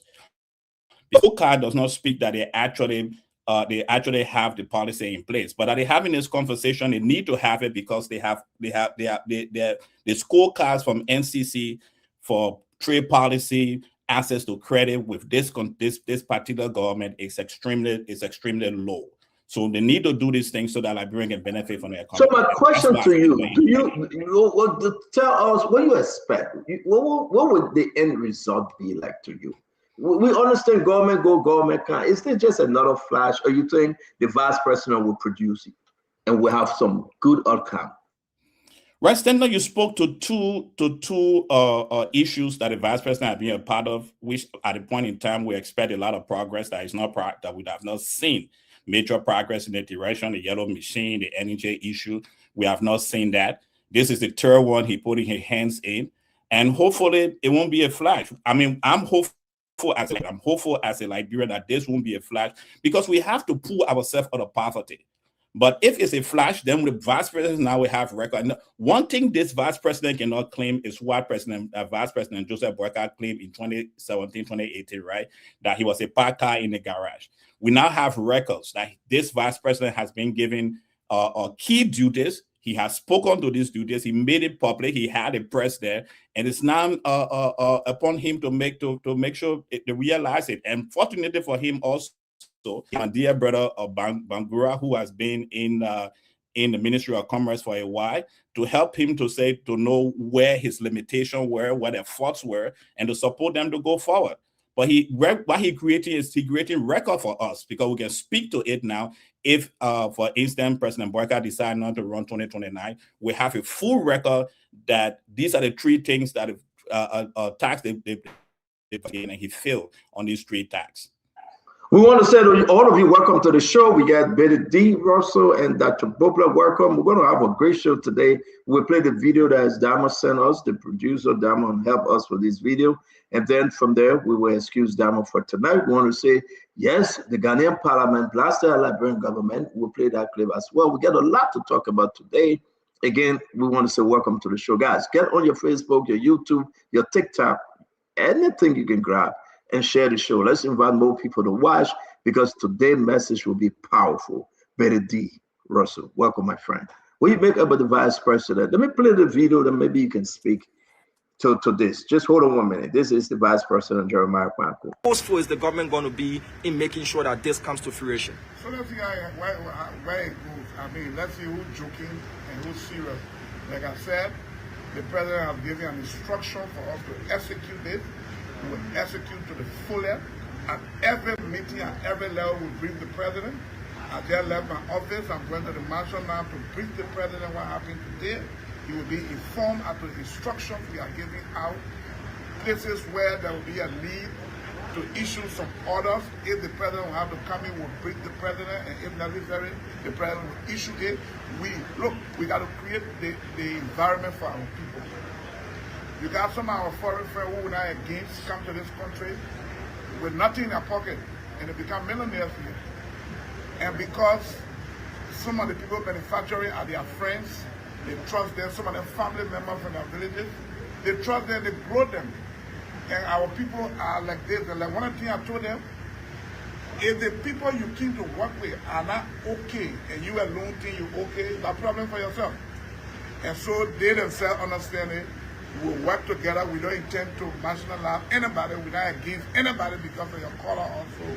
But we equally want our people to be part of the process. And not somebody take 5,000 US in our pocket from one country, just jump on the plane and next day they come, rent one shop because they are brothers and friends here.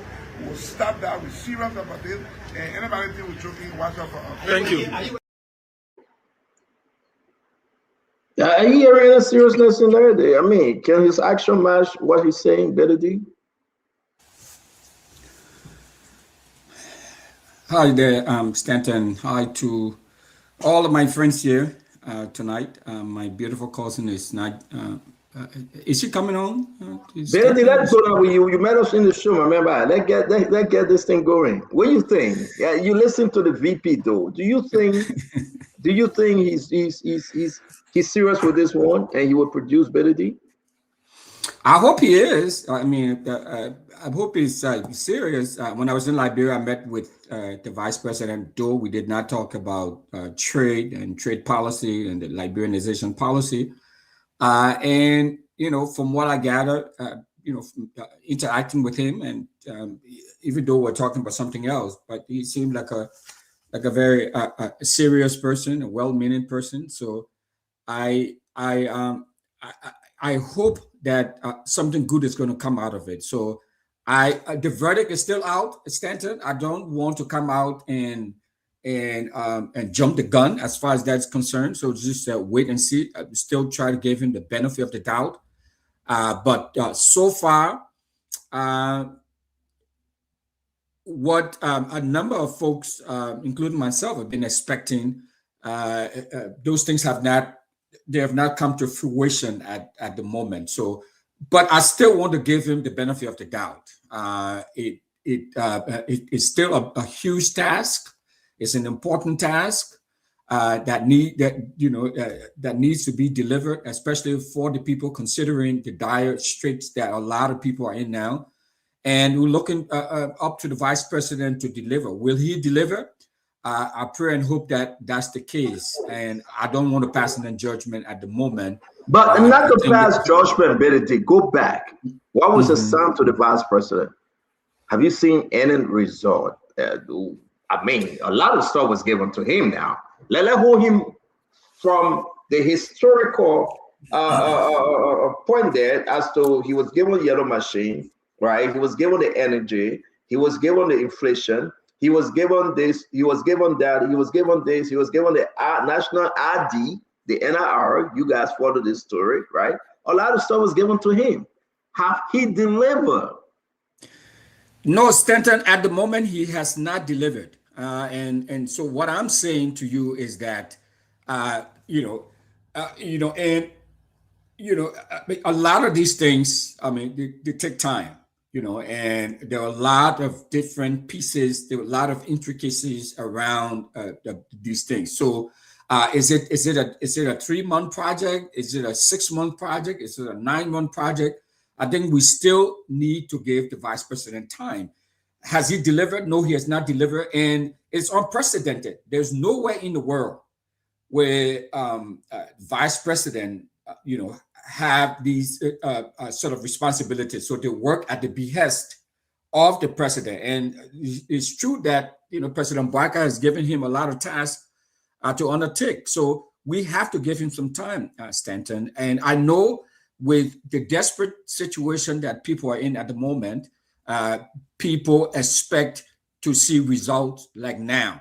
And I understand that. And I appreciate that. But I still think that we need to give the vice president time, because these are big ticket items, Stanton. These are big issues, and it will take some time. There were a lot of intricacies involved in bringing these things to fruition. So let's give the vice president some but time. we are in year 3 though, and that's what I like to push you before going to that. Yeah, but he did not get these things in year 1, Stanton. When did he get them? So you are not following. He got some of the project. He got some of the project in year 1, and we'll list the project. My thing is that whether he get in year 2, year 1, month 1, you say we shouldn't, hold him to that, but no. I'm saying that, obviously that's why we are here, to ask the hard questions and to hold him accountable. There's no question about it. Yeah. But we have to also appreciate, Stanton, that these are big ticket items. These items are very complicated, and they take a lot of different. I agree. So that's all I'm saying. I'm not saying that we shouldn't take him. Thank you very much. Let me play the second video. He has not delivered. The verdict is still out. No, he delivered on the yellow machine. We said waiting for our banner yellow machine. Like LeBron Pro, we said waiting for our banner yellow machine, right? And he says in the deep water, in the Strait of Hormuz, right? That's what he said, right? And some guys say no, it's in Ivory Coast, waiting to be shipped. Whatever the situation is, he started good with yellow machine. He brought the prices down. Now he's, and they're waiting for the 12th of the month for it to arrive. The 12th will come and pass again. Then they say it was in the Strait of Hormuz. They need a 4.5 million. Samuka is milking the yellow machine now. He's milking it, to tell you the truth. And that's looking bad for Vice President Kuhn. You cannot have Samuka milking the yellow machine when the Vice President has put things in motion. Check out. Reduce that thing from $84 million. And Samuka is milking it about transportation. Yeah, I'm sending it to you right now. And everything. Can you mute yourself? Russell, you got to mute yourself, my friend. You will put yourself in a situation. You're sending to get money. But anyway, let me say to get transportation. But let me play the second video that the both play. That the both play looking at me by Fox Hero. What's going on with the white beard? That the both play? Is that something happening that we don't know about? You looking at me by man, that the both play? That the both play scary us. It's symbolic of two things, Stanton. It's wisdom and wealth. Thank God for you. Thank God for you. I take the wisdom though. But let me go ahead and play the second video. Along with the wisdom. Block making in Liberia is exclusively for Liberians. And so there are different used clothes. We'll be going to use clothes. Most of the used clothes store down one side. You go there, you see most of our foreign friends in the store selling. Those businesses are set aside for Liberians. And so as we achieve these things, the next question will be, who are the Liberians ready to take over? And so Liberia market. So Dr. Bobby, I want to cut this video off, right? Because I'm hearing Darius DeLong. It's all about the work permit. Who gave these people the work permit for the Liberian job? Cooper Craft, Labor Minister. 75,000, 7,000. So you can do all the things Jeremiah want to do. But why is Cooper Craft? Cooper Craft is saying that right there. He upstairs.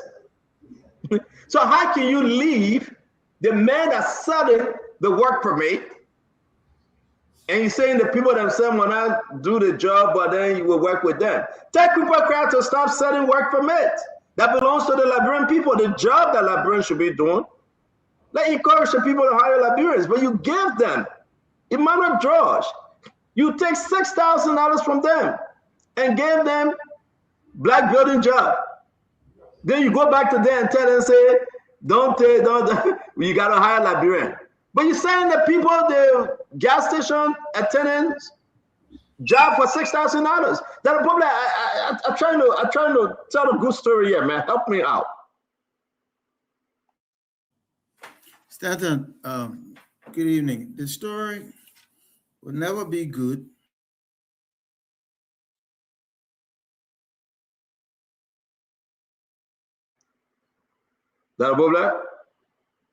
Is that me? No, I sent that need to say he started taking a new form. I don't want to be the internet. Yeah, I don't know, man. That will mention you. No, I hear, my man. I hear. You can see me? Yeah, you good now. Go ahead. Man, at somewhere in mid Liberia, my man. So I'm working with what I got. And I'm on internet, yeah. So, but listen, the story will not be good if Liberians remain impoverished in a resource-rich country. very impoverished in a country that belongs to them. Stanton, poverty is not a word that you put in a proposal to the UNDP.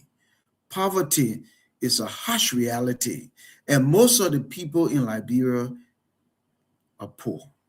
I want all of us who are blessed small to have a little bit to remember that and never talk as if it's okay, because it's not. Stanton, we've been on this constant mission of outsourcing almost everything. We outsource even license plate registration. The thing you were talking about with getting immigrants to get work permits, they outsource that too. They outsource that. I got a company from Sierra Leone doing that stuff. So Liberians are just being displaced economically. And this is a critical turning point for Boyka, for this government, and for Liberia. We got to kind of get this back on track. And this whole idea about it complicated, complex, no, it's not. It's political will. It is not complicated. Ask the Ghanaians. In April, they announced by December 3rd, surface mining deal will be totally Ghanaian, period. Beneath the surface, 50% Ghanaian ownership, period. Here's what I want to say to those who are in power and have the privilege to make decisions for the future of our country. If you transfer ownership of a lot of these things to Liberians to control their economy, business people are not going anywhere. Investors will not leave. They're smart people. They know the resources are here, the wealth is here, the money is here. But they're watching us and they're looking at these people who can't seem to get it together.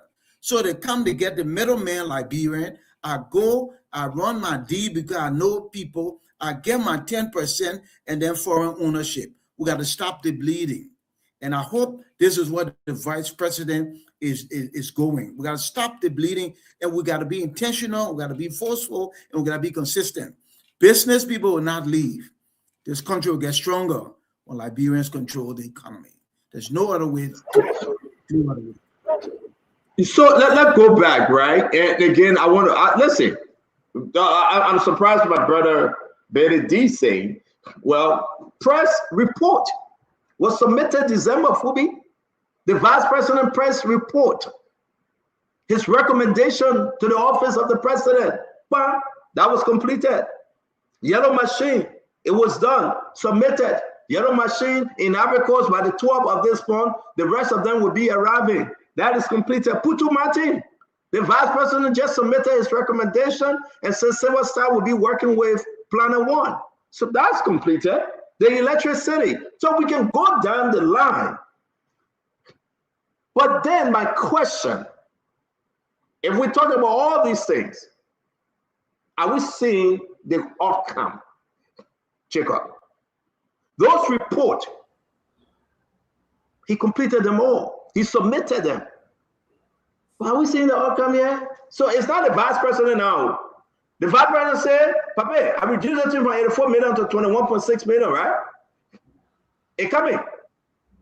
Are we getting the outcome from the vice president, or is it about the government now? Jacob.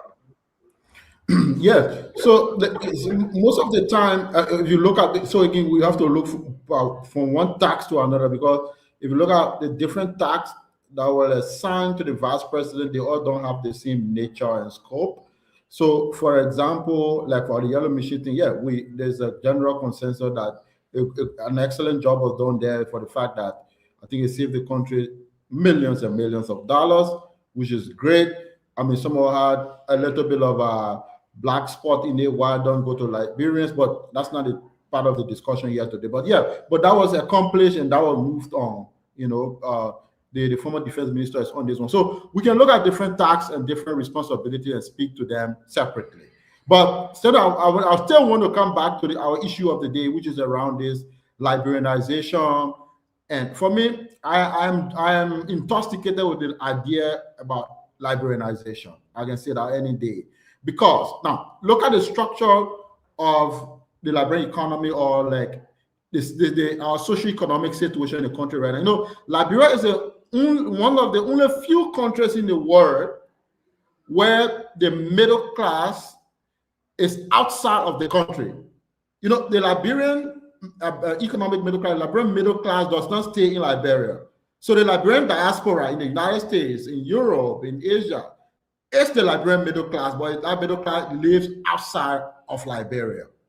So on the local ground, someone who lives in the country, there is no middle class. And we talk about it. You know, the well-off people at the top and the extremely poor people at the bottom. There is a missing middle. Now, without a vibrant middle class, no country can prosper. That's impossible, because the middle class is going to be the largest chunk with economic power that will go to the shopping mall. Now, you just heard they feel there's a shopping mall. Now, go to the shopping mall and see what's happening. It's a middle class that will make the shopping mall work, because we don't have it. Now, Liberianization, bringing more and more Liberian into economic life, is the way forward. Now, I'll go back to the point. It's a great venture. The vice president is leading that. And for me, I listened to his interview. I can see the power in your voice, the passion, the commitment there. But that commitment and that passion is not enough. Now, the political will is there. I mean, it has to be there, you know, to see all these things through. Because if we don't have the political will, if we don't put, and then Dr. Brown made a point to say, this thing is not rocket science. It's not rocket science. People will come and scare, oh, Liberian people can do that one, Liberian people can do that one. It's not true. Liberians can do that. Liberians can do it once we have the political will to push this thing through. And for me, I'll make the point so others can speak. Now, things like what we're trying to do to try to restructure the foundation of the economy to bring more and more Liberians to retail, distribution, and all these things. These things are not exercises that you can just call one press conference and it's over, one meeting is over. You have to be intentional, you have to be deliberate, you have to spend 6, 7, 8, 9, 10, 12 months, 24 months to seal all these reform through. And you have to also do it in a way that you're not also disrupt the economy or not also disrupt other players. Because of course, our foreign business people, we need them. They are important people. They've made investment. We have to make them comfortable. We also have to make them understand that, like, because I'll make one last point. I'll keep saying last point. Manufacturers, as somebody who have studied this matter, manufacturers really actually would not like to be distributors, fair and square. Manufacturers will like to outsource that kind of risks to people who can be distributors. So it will be in the interest of manufacturers and big business people to have a vibrant distribution network. But that network has to be functional. That network has to work. That network has to be productive. Otherwise, the manufacturers will have to bypass because they need their product to go in. So let me hold you there, right? And guys, it's very interesting that we're having a conversation. So I just want to say in short. I said last point 4 times, though. I'll finish. I just want to say in short that the whole system, the whole ecosystem has to be fixed and everything has to go along with it. Thank you. I'm going to bring in Fubi. Let's close on Jeremiah Kum, right? A great presentation today. But before we do that, let me bring in Flo Toma. It's not possible for us to have any compromise. They might want to compromise probably by going to one librarian out there and say, look, we want to work with you to be our distributor, and maybe you say that we gave you this little bit of change, which is a form of fronting. So I think it's left with government to filter what could be fronting and what could be the right way to do the distributorship. So it's left with government to filter that. Okay, so but with us, it's not possible. We are even fighting now, struggling to put a mechanism together with them. They say, but what are they working with? I say, yeah, you're working with Oma, you're working with me at another level. Government requires that we work at this level. So now, for example, a manufacturer invoices will not be landing up in a wholesale or retail shop. It will be your invoice. It will be my invoice as a distributor. So that's the kind of discussions ongoing, and we're fighting with it up and down a little bit. But at the end of the day, we get there. We get 30 days of work. The committee gave us 30 days, and the 30 days starts tomorrow. So we start working immediately. So for me, I get to a positive vibe here, right? But I love to go down in history. Jeremiah Kuhn would be doing the best thing, I think, right? And I'm going to put the law up for people to see. I'll put it in our chat room. But how easy this, how all this, Fubi, Betty D, Dr. Boble, and my brother Wilfred, it's easy just to go ahead and don't sell the Liberian jobs to foreigners. And then they, we're not be talking about it. Because it's the major part of this whole thing. We are giving work permit for the job Liberians are doing. Let's listen to DeLong. And we'll compare this argument, and then we'll move on. Mr. President of the Senate, Madam Pro Tem, distinguished colleagues, the issue about the work permit is not nothing new, so I'm not going to go all around the place. Just like today, the country are open to domestic debt that have been audited. It's the same way we will continue to hammer this thing about work permit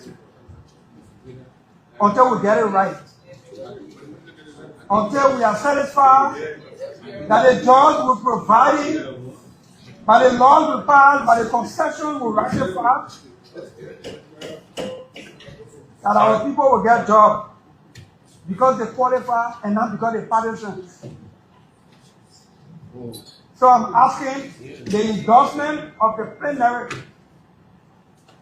to commission the GSE to audit the work permit regime. To get work permit in Liberia, like it is, I believe, everywhere in the world, the person who is being issued a work permit must first demonstrate that they have been resident in Liberia and get resident permits over time. And before you get work permit to work, the Ministry of Labor must do everything to ensure that that work is given that person, no Liberian is eligible or qualified. So the GSC must be commissioned to audit the entire regime of work permit so that we can get it straight. I'm not going to opinionate, but at least there are more than 20,000 work permits out there, more than 20,000 jobs out there that Liberians are available to do. When I put it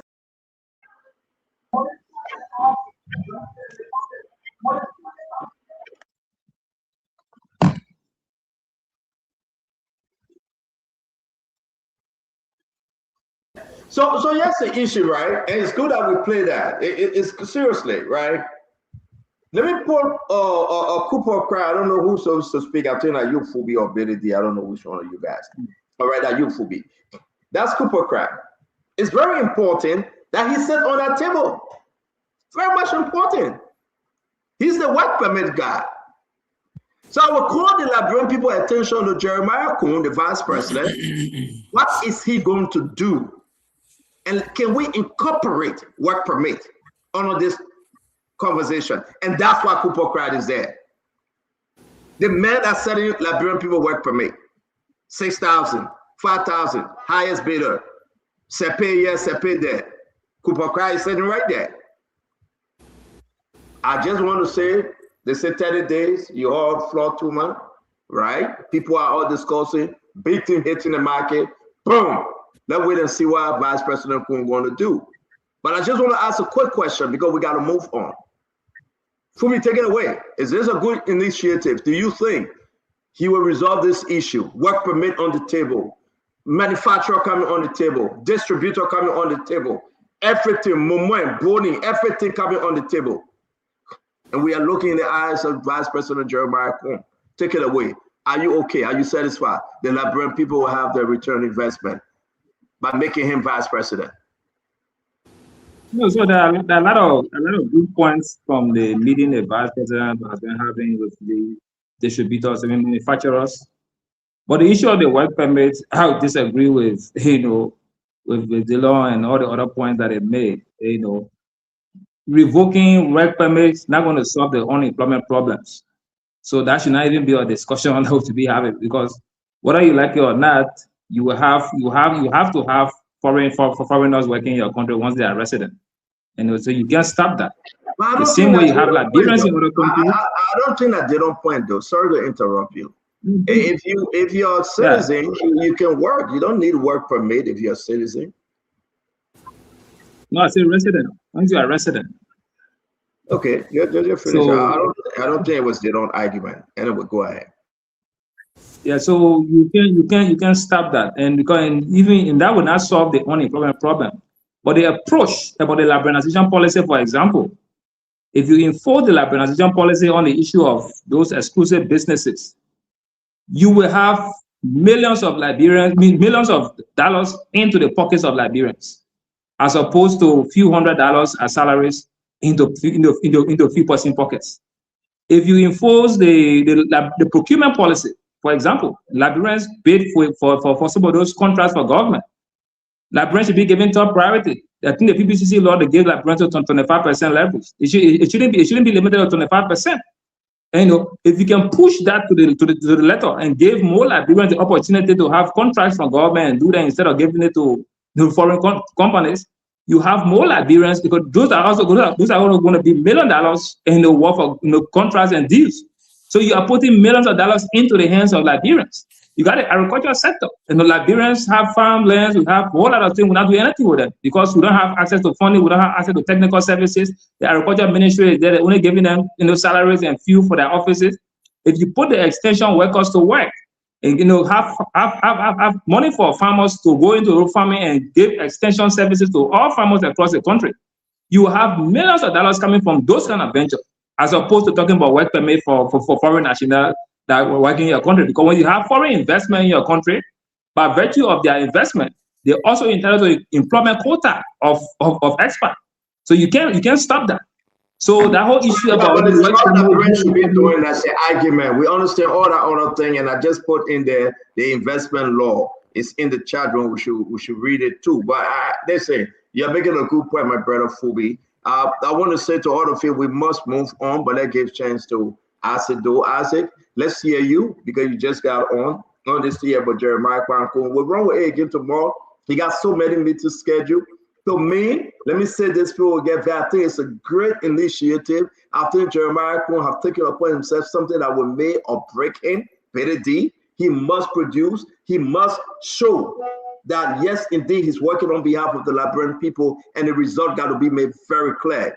There will be no way. I don't know who said it, Emmanuel George. No way. Jeremiah Kwan said Joseph Boakai didn't give him an opportunity. He has given an opportunity. He should run with it. He should go in the secret jacket. But Stender, I have a question before I say Joe come on. I have a question. Yeah, go ahead. What about this thought though, that he may be he may have taken on more than he can chew or that he can handle? What about maybe taking away some of these projects, or maybe having President Boakai, take some of these projects away from him and spread them out to other folks to do, as opposed to give him all. I know that he's trying to empower his vice president as best as he would like to, but it is becoming evident that he just has too much to handle. I don't think so. If you look at the track record, no, we got to bring Asa in, guys. Let me be fair with Asa, but let me be I just don't want to forget about one point. That's but I don't think so. Look exactly how the vice president carried on his assignment. Press report, completed December, reported to the president 2025. Yellow machine, completed, move to the next. You getting me, Benedict? Move to the next project. Putu Martin, he just completed Putu Martin. Now he on the manufacturer issue. So when you have completed one project and you presented your report and recommendation, you move to the next project. I've never seen the president giving him more than what he can chew. And I think that, I stand to be corrected. That's how it been. We will go back in history. He had a convention on the energy. He went ahead with Yellow Machine. the inflation prices, but those things have not, they're not fully completed. I mean, the yellow machine, you know, do we have all of the yellow machines? No, but now you got to understand the TOR. You can't do that haphazardly. No, and I disagree with you. Let's go back to the yellow machine. The yellow machine, the vice president was still looking to the yellow machine while people are asking for $84 million. He assessed it, he investigated, he brought it down to $21.6 million. He completed his tax, he sent it back to the office of the president. The office of the president, those that were involved through the investment committee, had the assessment done, paid the Chinese man brought the company. That was done, it's over. Joseph Boakai came by the president and do we have all the yellow machines now? No, you gotta listen now. His job, pay for the yellow machine, and Joseph Boakai brought in Samuka now to see the distribution of the yellow machine. On the 12th of this month, all of the yellow machine will be in country. Just yesterday, some yellow machine came in. That job is done. If anything happened with yellow machine, that you don't get your yellow machine in Bon County, don't call Jeremiah Kum, call Samuka. Samuka is the man. $51 million spent. He is, right? That's Samuka. Let's talk about the Putu Mountain. The problem was Planet One, AMR, Putu Mountain, Silver Star. The vice president came into it. I have my own opinion on that. But the vice president, through his negotiation assessment, they made a recommendation to the president. And I will put out the letter, the last letter that came up on the 30th of April. They made a recommendation to the president. It's not on the vice president plate anymore. The recommendation was made. Putu Mountain done. It's done. Let's talk about the press report about flour, sugar, coffee, mumwe, body, pea feed, chicken feed, everything. I put a recommendation in the chat room. It was done. December 2025, he presented his recommendation. So it's left with the office of the president for implementation. But recommendations are done. Let me bring in Asido, my dear friend and brother who is staying in Liberia. Right there in rehab. Asido, talk to us. Unfortunately, I'm not in Liberia. But well, look at your background. You get Jalo Ketting. Well, go ahead. Yeah, I'm not in Liberia. But Stanton, I want to disagree with you a little bit. You know, when you take on a project, there is something they call the strategic objective of the project. That is the end goal. If the end goal of the project is not being met, the project execution is not completed. Coming to the current issue the vice president is not taking, I have a unique opinion on it, but I want us to do a little bit of history remembrance.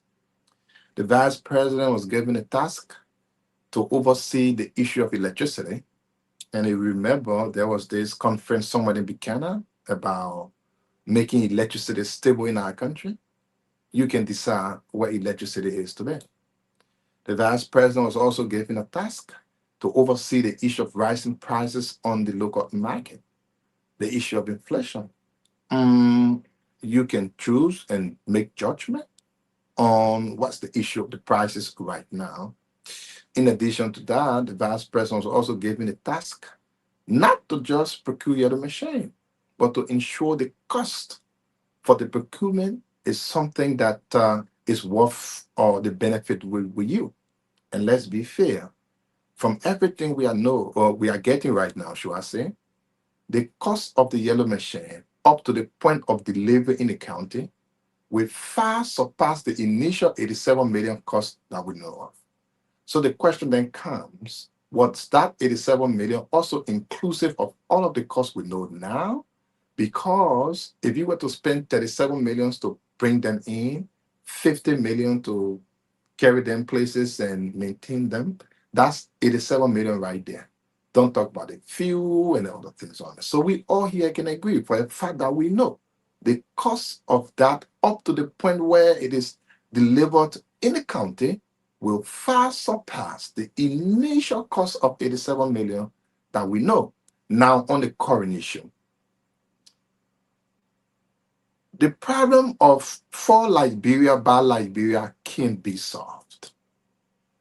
Can the vice president be the one to do that? He can. I want to believe so.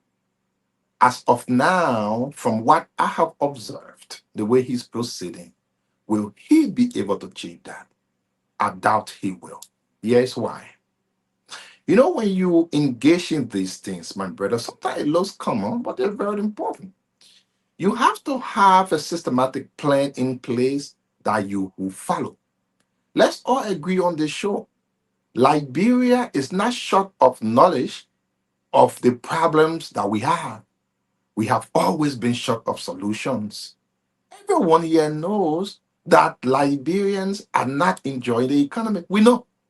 Now, the problem now comes of how can that change? I have not seen a concrete step from the vice president. These things will have to come from a policy level. It will have to come from a well-written document that will have some key indicators that you can access sometime in the future, and you will know where you came from, where you are, and where you want to go in the future, so that you can look back sometime from the future and know what you've achieved. I have not seen that. I listen, let me just end. I listen to the vice president. I do think there's good level of opportunity that this can be achieved. Stand, can you mute 1 minute, please? I do sense that there is a good opportunity this can be achieved, but I think the vice president will need a real system put in place. If it means people can come from someone else to help him, to put that together, have a real path that he will follow, 1 step, 2 steps, 3 steps. You know, people talk about the economy quickly. Who can now tell me on this show at what dollar amount can maybe an economic item be given to a Liberian? Nobody would know. You talk about jobs. What kind of level of jobs should Liberian take? When they say, oh, Liberian can do it, how? All of these things will need to be well written in a policy format that actually people can follow, so that that issue of performance indicator is there and you can look at it and know where we are. So he can achieve it. I do believe he can. Will he now, as I have seen? I doubt that will be. All right, we got to go. We got a lot to cover today. Bob Bangura, okay, Bangura went off. I was trying to give Bangura the last word here. But yes, indeed, Bangura, I gave you the last word. Let me fast. We got to leave this story. I will be very brief. I just want to bore holes in some of the falsehoods and fallacies from my friend Isaac. And he knows that he's lying from both sides of his mouth. The $51 million you're talking about, you know that it does not factor into the cost of Yellow Machine. It got nothing to do with Yellow Machine. Isaac, do you know that there will be need for Bailey bridges? There will be need for steel rolls and cement? Do you know that? Those are the costs for cement, for steel rolls, and for Bailey bridges. For example, Bailey bridges alone will cost around $21 million. Are you aware of these? Now, you want to be dishonest to the public by adding that to Yellow Machine cost? No. The Yellow Machine cost was negotiated, and it has been settled, dusted, and archived. It has got nothing to do with the transportation of the machines, the fuel, cost of the machine, the Bailey bridges of the machine, etc., etc. So I just hope that helps. I wanted to talk about Winfrey, but you know he's not on the show. The energy sector, I think Isaac talked about that. Look, Isaac, the vice president has a success story of the tasks and responsibilities that have been passed on to him by the president now as it has absconded. But I will still go ahead to complete my thought. The energy sector revitalization is an ongoing process. You know that after the war, Liberia has been challenged with electricity. So it's not going to be an overnight quick fix solution. No, it's even going to extend into the next term of the president. So the same thing can be said of the current implementation of the Liberianization policy. So these things are well on course, and there's deliberate political will to achieve them, and they are going to be achieved. So it's not going to be a quick fix or overnight solution. That would be fun, but the process is on. The good news is that the vice president has got the full support of his boss, and because of the wisdom of his boss and the leadership credentials of the president, all of these things will be fixed. We're going to have a better country after 12 years of the current administration. So I just wanted to dispel some of the propaganda. Just because you're opposition, you really want to show that you're opposition. The president was right when he said opposition will always be opposition, trying to find spin when it's not even necessary. Stanton, thank you very much. I'll be looking forward to the Dr. Bobler, you want to finish up on this and we'll go to Emmanuel Josh? I think we are heading somewhere. The $51 million for Yellow Machine. They have salaries and building bridges and also fuel and maintenance.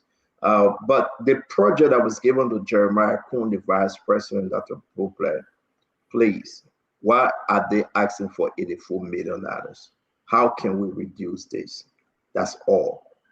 Thereafter, the maintenance aspect, the salary, that committee, Jeremiah can get nothing to do with it. And that's still to be corrected. So I hope Isaac can come back and speak to that. But Dr. Bobler, let's give you a chance to close on this. We got a lot to cover today. I want to say thanks for joining us, every one of you out there. Dr. Bobler.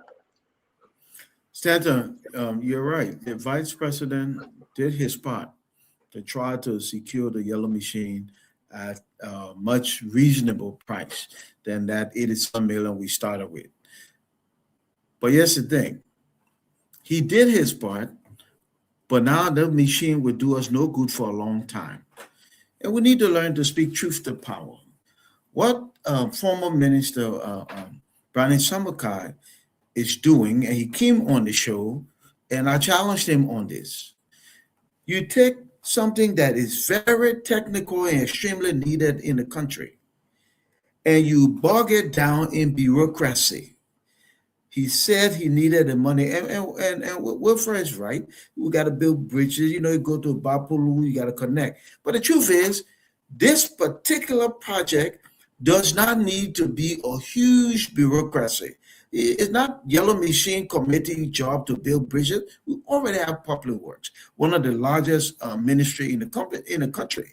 So I said to the honorable man when he came here, I said, okay, you're talking about Bapulu, you got to build this one. I said, but what about Monserrato? We got one that will give us the machine. We can build the storage places and start using it.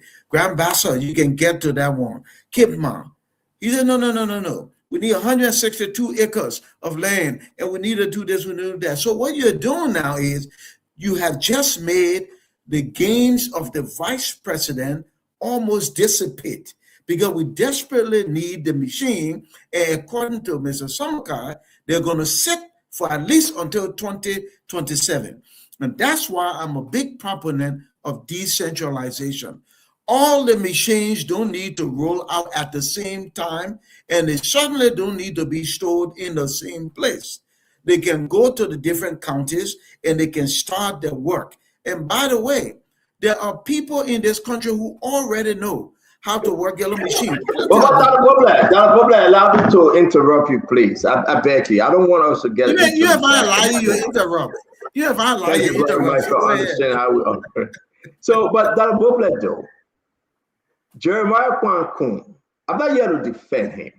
And I know some of you guys were attacking me on this. It's okay. Was asked to look into the cost of the Yellow Machine. Correct. Those that brought about Yellow Machine, if they never had planned as to it was going to be more than the expectation, right, that is not Jeremiah Kuhn's fault. I agree. We're saying the same. No, we are not. So I see though, and others putting this on Jeremiah Kuhn for reducing the cost of Yellow Machine from 84 million to 21.6 million. This should be celebrated. Yeah. The president and his team that brought about the ideas of Yellow Machine, they should have been the one to investigate further and said to themselves, what will it cost for maintenance? And that's why we are going back to $87 million. Correct. And I agree the vice president did his job. And I said that at the beginning. I'm saying they need to push that same will and stay away from bureaucracy and don't allow, because now you got a whole committee, you got a whole budget, you got a separate staff. You got a whole ministry, and that committee, you got a whole ministry. Thank you. And nothing's getting done. That's the thing. Nothing's getting done. And I think that's one of the biggest ministry, because we're talking about almost $80-something million. That's a whole entity, one of the biggest entity ever yet a budget. And you're right, but I mean, it was just a blunder from the start. They shouldn't have done it like all that. of our counties desperately need yellow machine. So to the ones that have access, let's start doing the work and stay away from that. Give me all the money. We got to find people to put all of them, and we got to train people all at the same time. That's nonsense. Okay, we need the machine. Let's roll it out to Bone County. Let's roll it out to Grand Bassa, Muscle Margibi. We're ready for those machines. Then when you We got to move on. I see. Thank you. Dr. Bobla, thank you. I'm saying that Dr. Richardson is in the car. She's not driving, by the way. Somebody says, Stendo, you ready to put your hair on the chopping board for Jeremiah? No, my hair can't go on the chopping board for Jeremiah. He's a politician. Yeah, no politician will get my hair. Yeah, big you. Emmanuel George, let's hear you. Yeah, you put it there for Jeremiah. Not because we're friends, we're leader. The men are politicians. So no politician will get my hair. You cannot leave. It cannot remain on the chopping board. You know.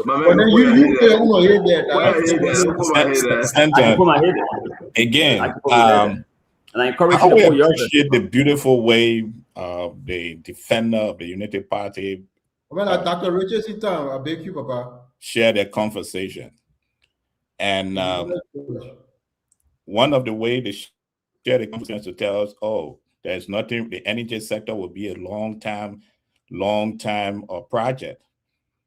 But last year, we joined them celebrating that the energy sector had a major improvement, that there were electricity all over the country. Things were better.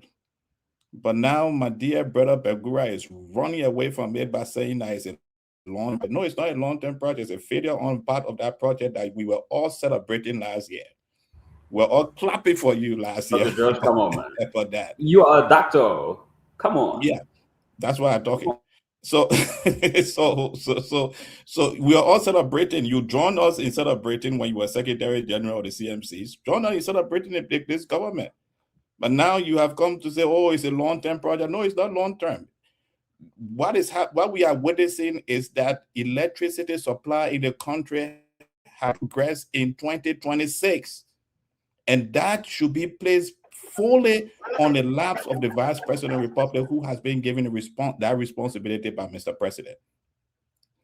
And going forward to the yellow machine issue, yes, we agree the machine is in the country. We agree that the price was reduced.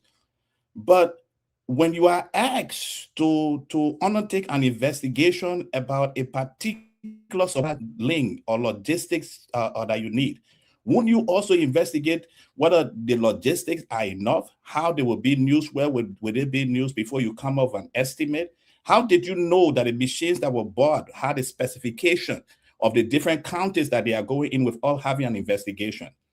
So we should not start having fun with each other on the show. The Vice President, yes, he reduced the price of the machine, but he failed woefully in investigating how this machine was going to roll out into the country, because that should have been part of his duty, a responsibility to do. So yeah, again, as I said today, I'm excited that the Vice President has started this conversation with the manufacturers. I'm excited that our country is going in the right direction. Every Liberian should be excited that our government is now speaking about empowering Liberians to take over the economy of our country. We, as Darius Dillon said in the past, Liberia is the only country that not citizens of that country can be deported from. So therefore, we should enjoy the benefit of of the nation where our neighbors strength, or where we're born and where we die. Fast forward to what Dillon said when you're talking about the issue of work permit. Some of us have had opportunity to work in countries where we were rigorously investigated before our work permit were issued. Rigorously investigated. Every year we had to change our work permit, and we had to go through a tedious process to prove what we are doing. A citizen of that country cannot do that work. There's nothing wrong in us doing that in Liberia, in investigating. I'm not saying that foreigners, we need people who have the skill set and the mindset to develop our country and to help us and train us in the process of developing our country. But we should take this work permit situation seriously. When you get down to Camp, no, not Camp Johnson Road now, because they have removed themselves from Camp Johnson Road. When you go to what is street into Randall Street, If you walk down or Sinker, where the Lebanese have moved themselves from Claratown, now they're going towards Sinker. If you see a store that is selling, how they call it, selling pastries, and the cashier of the pastry store is a foreigner, that's questionable. Are you trying to say that you cannot? We got to leave it there. Thank you very much, Chris. Yeah, I beg you, Chief. We are leaving there. Let's give Dr. Richardson time to talk to us. Dr. Richardson, welcome.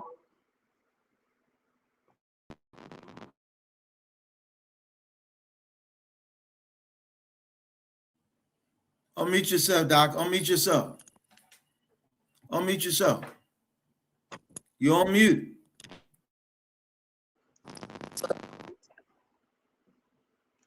Dr. Richardson, just show your pretty face. That's okay. You don't have to talk. Just show your pretty face because it's not helping you. Yeah. Just hang with us. Watch the show. Come on, watch the show. I say, are you okay, like, bro? You put your hand under your chin. Are you okay? It's stressful, huh? It rain, I say. So yeah, it rain. It's really rain. So stand up if you want to give me a few seconds. I said we gotta go. We're running just few seconds. Just few seconds. Please, I beg you. So, my brother Bangura, you always come on the show to talk things you don't know. And you know, I understand you are a comrade, so I don't let the go in. I think it would be a good thing for us to stick on the discussion. That thing where you've been talking over the ethics. The same way you talk about the main gown color yesterday, I would rather you keep talking about. You are not on the show, so because listen now. Hold on 1 minute. We are talking about a cost of goods bought, and you here talking about yama thing that anybody listening to you from outside will be laughing. The cost associated with any goods up to the point where it is usable. Well, so I was being too simple that, oh, my brother, you thought the whole day me, I listen to you. Well, that's a conversation now. No, it's not a conversation. You talk your own game. Not two people conversation about. Let's move on. Right. So I understood from the purchase agreement of the yellow machine that process was something they call FOB shipping point, if you know about it. That only means from where the goods was taken delivered for, every cost associated in the liability up to the point it is usable, where it should be used, it is inclusive into the goods. So we are here telling it's 51 million. So we are here telling the people the real cost for the machine. If the people want build road, they will go to. Isaac. At some point, wait for it, please. At some point, I said, let's draw the line now, right? The president gave a direct mandate to the vice president. Look into the cost of bringing yellow machine. People saying $84 million. Somebody says 64. Somebody went as far as 46 million. The vice president did his piece of job, identified an investor, they brought in the yellow machine for $21.6 million. No, I beg you, other guys not to interrupt you. Don't interrupt me, but we so agree. I didn't even end. You're interrupting me. Because I gave you a few seconds, I gave you time to finish. That thing finish, right? Moving forward, I believe where we have the problem, I will go to that to go play on this one. The people that playing this thing about yellow machine, they didn't plan this right. And now we got yellow machine hanging over us. Though the vice president negotiation brought it down to $21.6 million. Every year we'll be asking for more than $75 million for maintenance of yellow machine. And that's the bureaucracy that Bobla is talking about. And that's where we are falling short. And that's why they will be milking the cow. This cow is a fat cow. They will milk this cow. And that's the problem. But I beg for us to leave. I was surprised today when I was scrolling through my phone, on Facebook, and I saw Darius DeLone, and I came across this building, right? That I want everybody to see this. This is a big thing, a big initiative. And I followed this story, and Darius DeLone, through his county community engagement funds. I think that's it. The one that go through LACE. He took that money that was given to them 2024, and he invested that money into a public library at Tottenham High. Now, I want you guys to see, but let's listen to Darius DeLong. And then I want to hear you. Do we have a public library in Monrovia, Montserrado County, in Monrovia? Do we? I really want us to have this conversation in Monrovia. Would this be the first public library? And it's very interesting, folks. Take a listen.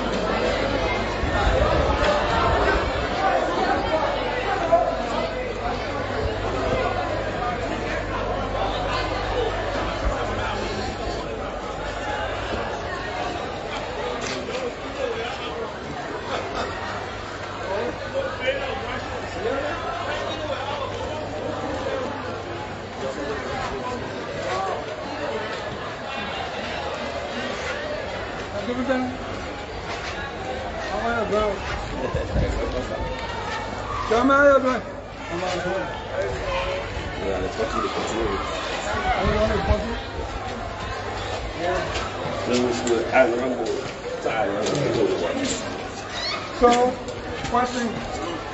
the question of the picture of the building, right? And we follow the interview. Let me just ask you guys quickly, though. Maybe that's main, but I really need to know, though. Do we have a public library in Monrovia? Betty, do you know of? I know you just got back from the country.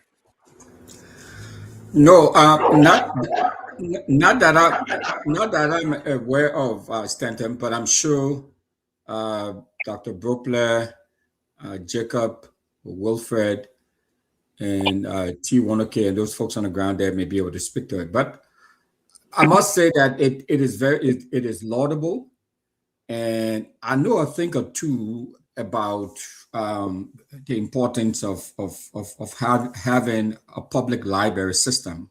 I serve on the Hennepin County Library Board here in Minnesota, which is one of the largest library systems in the entire United States. So it's run by the county. So it's like what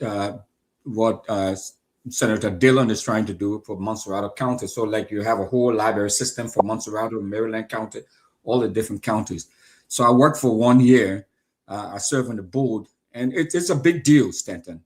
But I don't know if we have such a system, if we have in a public library. I mean, run, funded by the government, funded by taxpayers, but managed by the county or managed by. It's not managed by the education department or education. It's a whole separate entity. But what Dylan is doing and what I follow it. I mean, and I've been following it. I mean, this doesn't surprise me because if you remember, Senator Dillon also, and I was also on the board of that one in Liberia. he also built a rehab center for people who are going through, substance abuse and drug abuse and all of that, also in Monrovia. So if he's putting this up and he's funding this, supporting the library system, that would be a good thing. I know our brother Leo Johnson, supported a library project in Painesville, but I think that's more of a private library system as opposed to a public library system. But I don't know of any public library system or any public individual library. Thank you. Thank you. Let me bring in Emmanuel George. Dr. George, let's hear you about this library. I'm trying to upload a picture. It beautifully situated in the compound of Tupman High School on 12th Street by way of the land side. I am surprised that, again, let's talk about the source of the funding, Dr. George. The money that was given to them from the county benefits, right? He took that money. They gave them $75,000, as I learned, right? When they took 10% out of the $75,000 and they brought the money down when they took the 10%. Contractors took their own money. And then here we are with the rest of the money we are talking about, maybe around $50-something thousand. He put that money into this huge investment, a public library, right there in Tupman High School. When it is done, they are talking about Starlink, internet, access, and all of this one.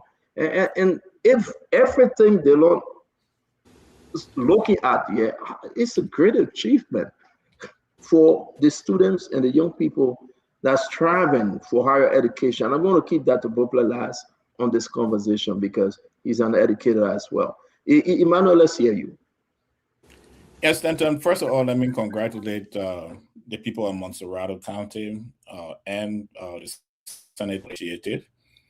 A library is very important. In fact, those of us, and Dr. Brubler can attest to that, I work in the university system. We say a university is a big building, is a library rather, surrounded by a lot of big buildings. So the library is the heart of any educational system. Now, where I am wary, and let me say for also that when I grew up in Liberia, there was a pub on Broad Street. And then we also use the United States USIS. I think that is public, something they call it now, or library up there on Mama Point. And our schools, I went to Conla Academy. We had one of the best libraries in the country. But what is happening now, and I hope the senator and those who are working with him and Dr. Brubler may attest to this. Now, the last time I worked in the university system, we are now moving libraries. Even in the state of Pennsylvania, a lot of public libraries is closing down, and most people are moving into virtual library. So, in as much as I'm congratulating the senator for this bold move, I hope there will be part of the library that will speak to the virtuousness of where books are going now. Majority of the books are now on the internet. You can access it there.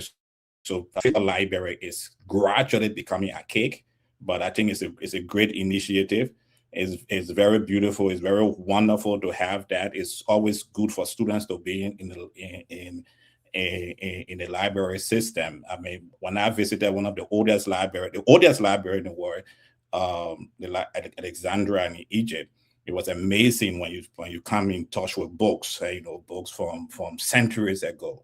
So hopefully this gives the opportunity to students, but I've just prayed that they should have a virtual aspect to it so they can meet the modern direction the libraries are going in.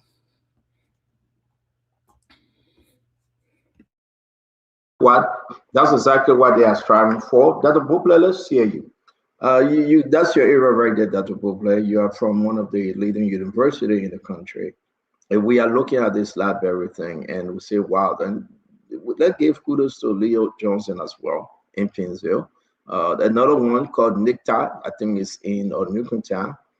People are investing in this kind of library. You may say, well, then make it virtual. We understand that, but we got to get what we got to get, Dr. Bopler. What say you about this initiative? This is a public library. All right, this is not something for DeLong. DeLong used the county money that was given to him from 2024. He invested in it, right, and said, let's do a library on the ground of Tottenham High School. That'll both play. Let's hear you. Stanton, a library is a good thing, whether it's a public library, a high school library, or university library. But in the pre-university level, a library is human capital investment. It's giving people an opportunity to go somewhere to read, to explore. Because the ordinary person don't have all of the resources at their disposal, so to go to the library. It's a quiet place. It's a place where you can write.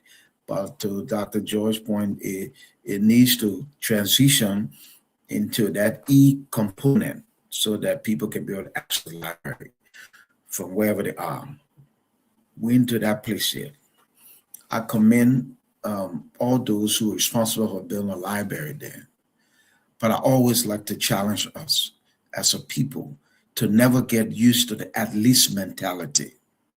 Stanton, Monrovia and its environment, Montserrat County area, got 1.5 million people. We're scratching our head trying to find libraries. There's a national library in Monrovia. In Painesville, the Learning Center is great. I went there. We care. It's not a public library though, but it's a good library. We're scratching our head. Why? All the counties should have good libraries, public, so our people can go and read and they can do things. I applaud the Monserrato initiative, but this should be multiplied in all the counties. We got to challenge ourselves to think about human capital investment. Libraries are important. Build them. They don't even cost that much to build. Build them. We're spending plenty of money on a lot of things. That's not important. Libraries are. And as we do that, let's have the component. So you get your little scratch card and you get your data, you can still access some things. But let's build libraries in our county. And again, I know I sound like a broken record, but I'll keep singing the same song. If you decentralize, there'll be plenty of counties who will choose their priorities and they will build the things that are important for the people. And then Monrovia will look at it and borrow. But right now, everybody relies on Monrovia to have the master plan for the whole country. We've been at it for a long time. It is not working. It hasn't worked well. Yeah, thank you. Thank you very much. So let me hear you, Jacob. Before I do that, let's look at this building. The structure is laid out though, and we'll post this on this phone page. And I'm hearing that it will be digitized all through. You're talking about the E-system. Look at the bathroom. The fixtures are well laid out. And I think we're as part of this mode. I'm going to invite DeLong to do a one-on-one with me on Sunday. Let's talk about this. And I'm impressed. It looked like he was hiding this for a little while, but now he had to bring it up because it's roof, you know.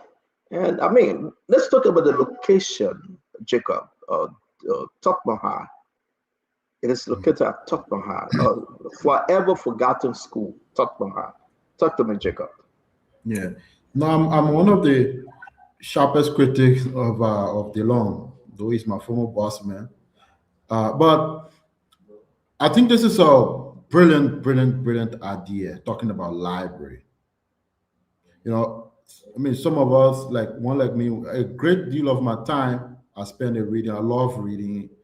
Yeah, I'm crazy about reading. I have these Kindle books that I spend a great deal of my resources buying Amazon Kindle books. So reading for me is part of my active daily life. So, I mean, we all know the power of reading, of knowledge, of a library, you know. So I think for the fact that DeLong even thought about this, just the idea coming here, I think that's so revolutionary for me. And I would like to thank him and everyone involved in constructing a library at Tottenham High campus, because we need to get our young people reading again. It's so powerful because when you read, you know, you get more information, you'll be more knowledgeable, you're able to improve your speaking skills, you want to improve your writing skills, you want to improve your intelligence, and you can have access to so many, a great deal of knowledge around there. So I think this is a great, fantastic idea, and Deloitte, everyone who's responsible for that is huge, and then especially the location, Tot Mahal, and then of course, I guess I don't know all the detail, but I'm sure this library will be available for students. But these things should not be only available for students, but the community as well. You know, other people who may not be students who live in the community can come on campus, spend some time in the library, read books, and improve their understanding about life. So it's a great idea, and I think this is an example that we need to be able to multiply as a government and as a country. You know, so that we have. I mean, when I had the opportunity to go to the US for the first time, and then later I went to grad school, I mean, almost every community along the block have access to some kind of community or public library for people to go study and spend some time there to read. So if we want to, we're in a new era, we're in a new generation, we're moving forward as a country, we're trying to build and be prosperous and expand and build knowledge. The library has to be a central part of that kind of idea. And I think the government needs to look at this, and other actors need to look at it and try to multiply this across the country. Let's have thousands of libraries across the country, you know, where people can go study, read, and children are able to improve their reading skills, their communication skills, and all of that. So I would just like to back this idea as a great idea. Yeah, for me, let's see. Jacob, I think it's a public library. I don't think that's for the school. I think it's a public library. It is a public library. Yeah, it's for everyone. But the thinking, Fubi, that we got to go this route. And the location, you know, I call this school the forever forgotten Tot Mahal. I mean, people leave from that institution and they forgot that they ever attended Tot Mahal. They are great men and women today. But yet it's still the generation coming through, striving. What say you about this? Yeah, talking about the I'm not doing a campaign at there with Gray and Samuel Tuede on that same issue. They went there doing campaign. They said they will promise to go and paint. You see how filthy the compound was looking, and I told her the same thing. So you cannot go to these kind of schools, graduate from there. You rose to prominence. You are in key decision-making position, and you turn your back. The only campaign time you go there, you do whitewash, you know, cosmetic approach to cajole the students to vote for you. So, but it's a good venture, you know. To there's a lot of, you know, libraries are out now. People are going to that venture for opening them for the public. They talk about the Empowerment Square at Painesville. They talk about got a Ford and Koto somewhere on the UN Drive. And there are a few ones, but it's a good venture from the senator and his team. And we think that we should have, like Dr. Bukla said, should have more of these type of facilities, and to corner up with Emmanuel's on the point also, and to bring it to modernize it, not just with books, but like I said, have the computer aspect, the internet aspect, because that's where the world is at this stage, so that people can be able to make use out of this whole type of learning. Because sometimes some kids will be asking you for data to go and browse the internet to do assignments. So they can take advantage of that. Just start writing the library after school, and you have internet facilities. Use it. Do your assignment. You don't have to be begging for data. If you have this, you have the service there for you to use. So those are things that I think we should look forward to and encourage more. And the government, all the public schools, they all have library. Even the Capitol building got library there. But go and see whether they're not doing anything with it. And you know, all the public facilities, they got libraries. But they're not doing anything with them. They just sit down there, they are in realms. And these are things I always tell the guys, shame on them. You know, you have the public schools, you got library, you enter there, you see it like trash house. You know, they should now start looking forward to how they can improve all of these facilities, the different multilaterals you have across the counties. Improve their library for their settings so that the students can have access to these things. Instead of even building new ones, just improve the facilities that you have right now while you look forward to building bigger ones at different spots. But all this, the Zedru multilateral, the Bonjama multilateral, all those places were built with capacities. Tottenham had the same type of capacity, and, but we have not managed. We have not gotten to the point of managing our assets, our state assets, and that's where the problem is. After a war, a lot of things went outside of spec, and governments after that have not put their attention into solving those problems and upgrading those facilities. I think they need to start looking into the direction. All those ones in the different counties focus on improving these facilities. The Ministry of Education, you jump on this. Is a key component of your SOP. So your KRA. So go and see how you can solve these problems. So kudos to Senator Dillon and his team. We look forward to seeing them vibrantly working, and we should see more of these from the government so that we can have a better learning. It helps to improve the learning atmosphere of the students. Thank you. Thank you. And I think that's good. Team, welcome to the show. We got to talk about CDC a little bit. We got to say this because Jangako is leaving and McGill will be taking over the chairmanship of CDC. The former president, George Manawia, is on his way to America in the next few weeks. He will be here, talk about the football soccer something, and also to engage folks here in the United States. They're going to be a great engagement. We saw there was a guy named Jacino at George Weah Place. We'll talk about it. We are not done yet. Overall, I want us to close for President Bouakai engagement today with the War and Economic Crime Code, folks. What you say about that? He got so many codes coming up. The man of parables, great parables, right? And we don't forget, we got to celebrate Samuel D12. It's a big one for our man. Today is his birthday, whatever he is. This is something to remember Samuel 12 on. So let's just do it and get it all of the way. But guys, whatever you are, let's remember Samuel D12 as he celebrates his birthday today. There you go. Have it. Take it from me.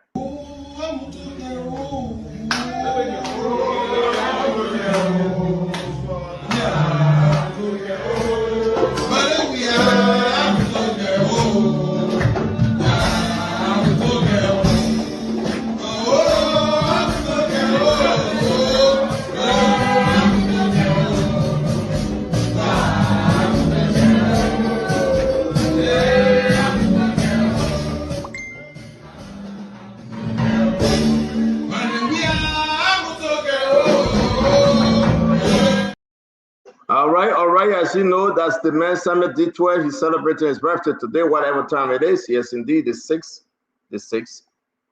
of May is Samuel's birthday. He born the same day Samuel Cato was born. Also, this is Samuel Cato's birthday too. So, Tijuana, let's end with the Delon. We'll talk more about Samuel 12 at the end of the show. What say you, Delon? I have my piece. I want to say it though, but welcome, T. Thank you, Stanton. I think everybody on this panel tonight can find one or two things to disagree with Delon on, but on this singular issue, I think he has played a very tremendous leadership role in terms of how he utilized the money that he has acquired while in office. I think this set a good example, and people who serve with him should be able to learn from it to go on Tubman High campus and facilitate, the construction or the erection of a library there. You talk about location or Stanton. I think the location could not be more ideal. People from the Single Bell, Congo Town, and even from downtown can come and access that place. Yes, it should be digitized and it should be such that the e-learning is the word that we are moving into. But that would be another phase. The very idea of having the motivation to use public resources that you have acquired in that manner, I could not be more appreciative to the senator for that. There are different things that we can disagree with him on, but I've not heard one single person on this panel tonight disagree with that venture. I think that we all congratulate him. I'm proud of him for that. That is a tremendous achievement. That's all I have to say about that. No, go ahead quickly before we bring Cap. Go ahead. Okay. No. All right. No. Yes. with respect to the library, I think it'll be a good thing. I think others have said this. I just want to emphasize that point that this could be, institutionalized as opposed to one individual senator doing it, which is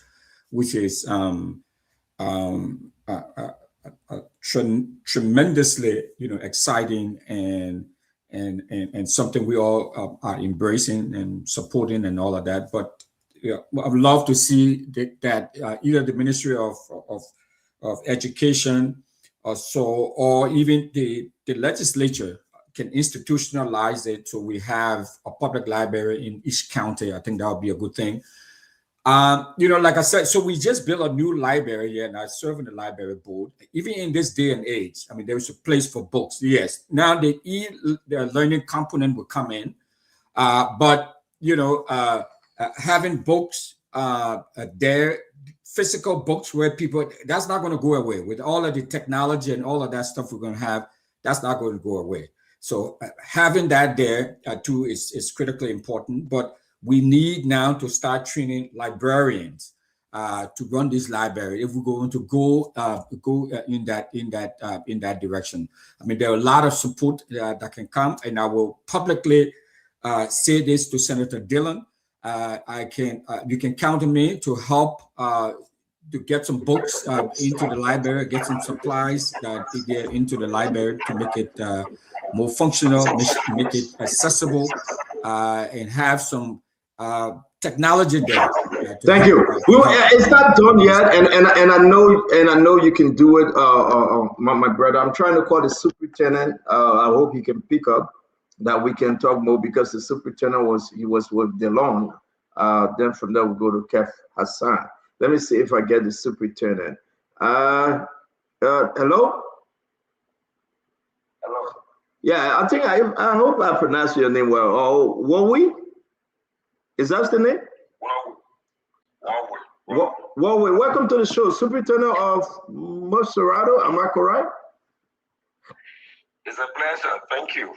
You're welcome, sir. You're welcome. It's good talking to you. I brought you on because I saw you standing with DeLon on one of the videos concerning the library, the public library, located Totmahar on 12th Street that he's building. Can you just help us understand? I saw you in the video. What was going on? What brought about this idea? Whose project is it? Can you speak to this library issue, please? Thank you, Staton. As you may be aware, there is an annual legislative project being given to each of the lawmakers, including representatives and senators, and that is intended for the representative or senator to identify a project that is very impactful to their citizenry, and have it be undertaken. Senator Darius DeLon, being far-sighted and understanding the role of us as county administrator, contacted us and asked that we supervise his project. And his project that he had chosen was the construction of a public library. So to begin with, we have a conversation with the MCSS, and we wrote the MCSS to give up a space in the Tottenham building compound so that we can construct the library. The MCSS being so far certain also seeing the need of a public library, granted all that opportunity and give up a space. So we began the process, and we began the process with Liz. As you also be aware, Liz is the one who administered the funding and then supervised the project also. So we work with Liz. Contractors were being identified, the BOQ were being done, the projects were being designed, and then commenced. So right quick, I'm sorry, is that your first name, Wowi or Warrior? What's your full name? I want us to get the message through, then we conclude with the name. No. I want to ask you a question because I really got to ask you this question, but I want to call your name. because you're on the phone, you know, people got to know who I'm talking to, so I got to be correct. My name is Robert Bryant. Yeah, Mr. Bryant, good. Let me call you Mr. Bryant. Yeah. So Mr. Bryant, legislatively, they don't explain about the way he got the money. Can you tell the audience that this project, how do you see it? Talking about access to students, people within the community. I mean, bring us up to speed, your joy, and what you think this is going to do for students in Moserado or around Moserado, by the way. So that project is like I said earlier, is well thought of by the senator, and that one of the major needs for our people, our students in Moserado County, and what that would do for our students, that will help them with their research activities and some of the things that they want to do, you know, including the assignment and other things that are going to help to improve their learning skill. So yeah, it's going to be open to the public, and right after the construction, there's going to be a dedication. We're going to recruit a very resourceful, very competent team to manage that library that will be catering to the needs of our people. Was there any library within the vicinity of where you guys building this library? As we speak until I'm corrected, there's absolutely zero library in Moserado, public library in Moserado. Wow. There is no library in Moserado that I'm aware of. And I said today when I was having a conversation with the journalists that even if you went around some of the big schools or some of the big names here, and you see the rooms they call library, very empty, full books. Some of the books were even used in 1940s and 1930s and 1920s. Wow. This library going to be a modern library that's going to speak to the needs, the educational needs of our people. How many rooms library? Full big hall. I don't even want to call it room. Full big hall. And these halls are going to be used, and we're going to work with a librarian to structure it. And each of the house will speak to a specific sector. And then they will have an office space for the librarian, and the staff are going to be taking care of that place. Again, I want to say, Mr. Bryant, thank you. We will have you in studio one of these days for you to talk more about this project. We'd say thank you for taking our call briefly. Senator, let me just conclude a little bit, just 2 seconds on that name. Yes, sir. My name is Broadway Bryant. That is a bastard name. Now Broadway means whole town. Broadway. Those people are bastard people on your show can help you with anything. Yeah, it's okay. I'll call you Mr. Bryant. Please accept that. If I call you Wawule, I will spell that whole name, my man. You don't want me to spell that name. Okay, thank you so much. Yes, sir. Yes, sir. Thank you. Thank you, Wawule Bryant. All right, I think it's a great thing, guys. I think we all agree, Kev. Just take us home on this. I got to talk about the CDC, and let me announce that former president is coming to America. We got to talk about Joseph Yeman Boakai, engagement with the War and Economic Crime Code today. We got a few more topics to cover. I want to say thank you very much, Kev. Let's hear you. Let me say hi to everybody. Stand in time of education, and we all will support education. But my question is that the Liberia at this point in life, at this point after the war, and Liberia is what we need. It's what is the pressing thing. It's fine. You know, education, we support education, is fine. But this is what we need now. That's the only question I will ask. So let me use that. Let me answer that in my closing while you mute yourself, because we get music coming from your back. Maybe in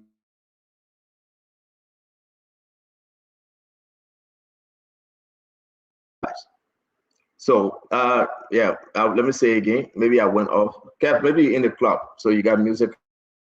But let me answer you though. We do, Kev. Let's put politics aside. We do, and I think Liberians will appreciate this. Kev, when last you were in Liberia? The last time you were in Liberia was 2023, the election time. Things are turning for worse. Students got nowhere to study, no research center. When would be that best time to build library? It's not easy, Kev. They don't even have the Kindle. to do assignment. And 1 minute or so. And one of my takeaway, to be frank with you, that I have to say, the location, Russell, touched my heart. The forever forgotten institution. The selection to build a library on that campus is a plus. There's no better time to build a library in our country, my brother. There's no better time. The time is now. The time was like yesterday when Leonard was trying to bring one in Pinzer. So I don't know, but that's my answer. And kudos to Dillon. We'll bring him on the show one-on-one with the CEO on Sunday. And we'll talk about it. Can I say one thing? Can I say one thing on this? I want to bring in the CDC people then real quick. Chairmanship Sunday. I thank you, Chief. Can we just flip? I want to hear from Betty D before we move there. We'll come to you, Rob. Wait, Fred, we'll come to you and you will do this thing. If this is confirmed, right, Janga Cole will not be the chairman of CDC. He's out. Janga Cole. They're going to have convention. Janga Cole will be out. The incoming will be the former chairman that led CDC to 2017 victory, Nathaniel Fallow McGill. He will be taking over the chairmanship of CDC. Janga Cole will be out. What say you? Because I know you got to run for that meeting, Billy D. Let me come to you quickly. What say you, Billy D? Well, I think it's Stanton is internal. What it seems like to me, sort of internal shakeup. They were repositioning themselves, redirecting the party, and in preparation for 2029. What it says to me is that CDC is recalibrating and bringing to the to leadership someone who is going to lead the party, someone who has a track record of winning.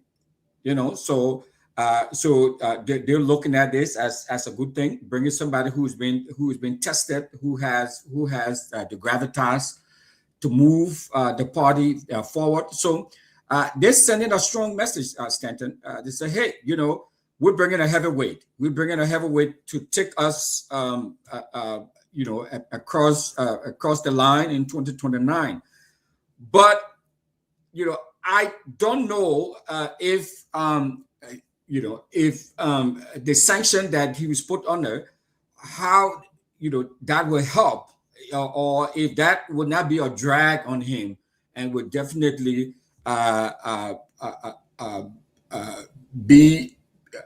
be a stigma that some folks are going to use against him. But you know, other than that, you know, if that's not the case, I don't know if the sanction, if they'll be dropped off by 2029. I don't know what the situation with that is going to be like, but there's no question about it that I think the CDC is sending a message that 2029 is for real. We are going to be competitive. How strong will McGill be? That's my question. Let me bring it to you. McGill coming back, right? Mm-hmm. He's coming back with skies. He's coming back with some flaws. Mm-hmm. He's coming back that people know him of the good, the bad, and the ugly.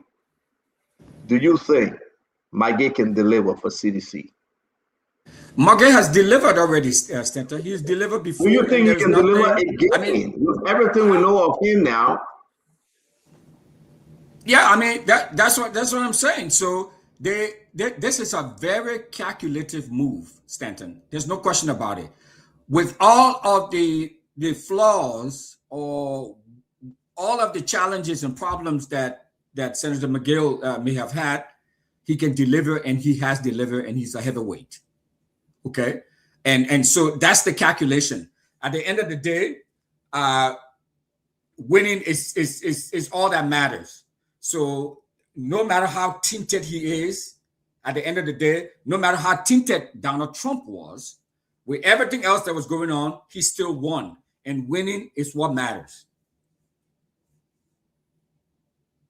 I agree with you. Thank you very much, Billy D. Let me bring in Emmanuel. Judge Billy D, it's cool having you. Let's see you again tomorrow. I know you got to run for your meeting. Dr. George, though, let's talk about McGill coming back, taking over, that's chairman of CDC. But I'm concerned, and a lot of things I'm concerned about. This is the McGill that we know now. Then we didn't know him. We bought into his story. But this is the McGill we know now. What do you think?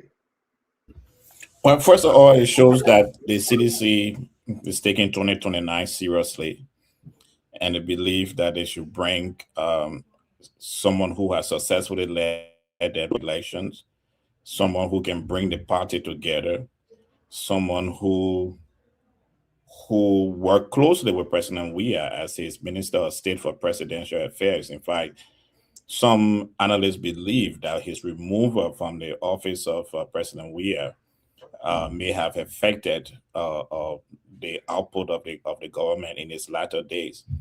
So you have someone the president is comfortable with, the former president is comfortable with. You have someone that the party is comfortable with. So that's seems to be a strategic decision.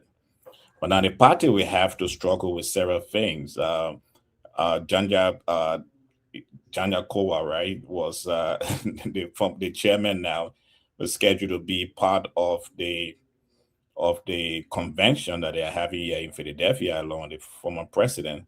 Will McGill be able to pull that out when it comes to the international, the CDC? He's have sanction on him.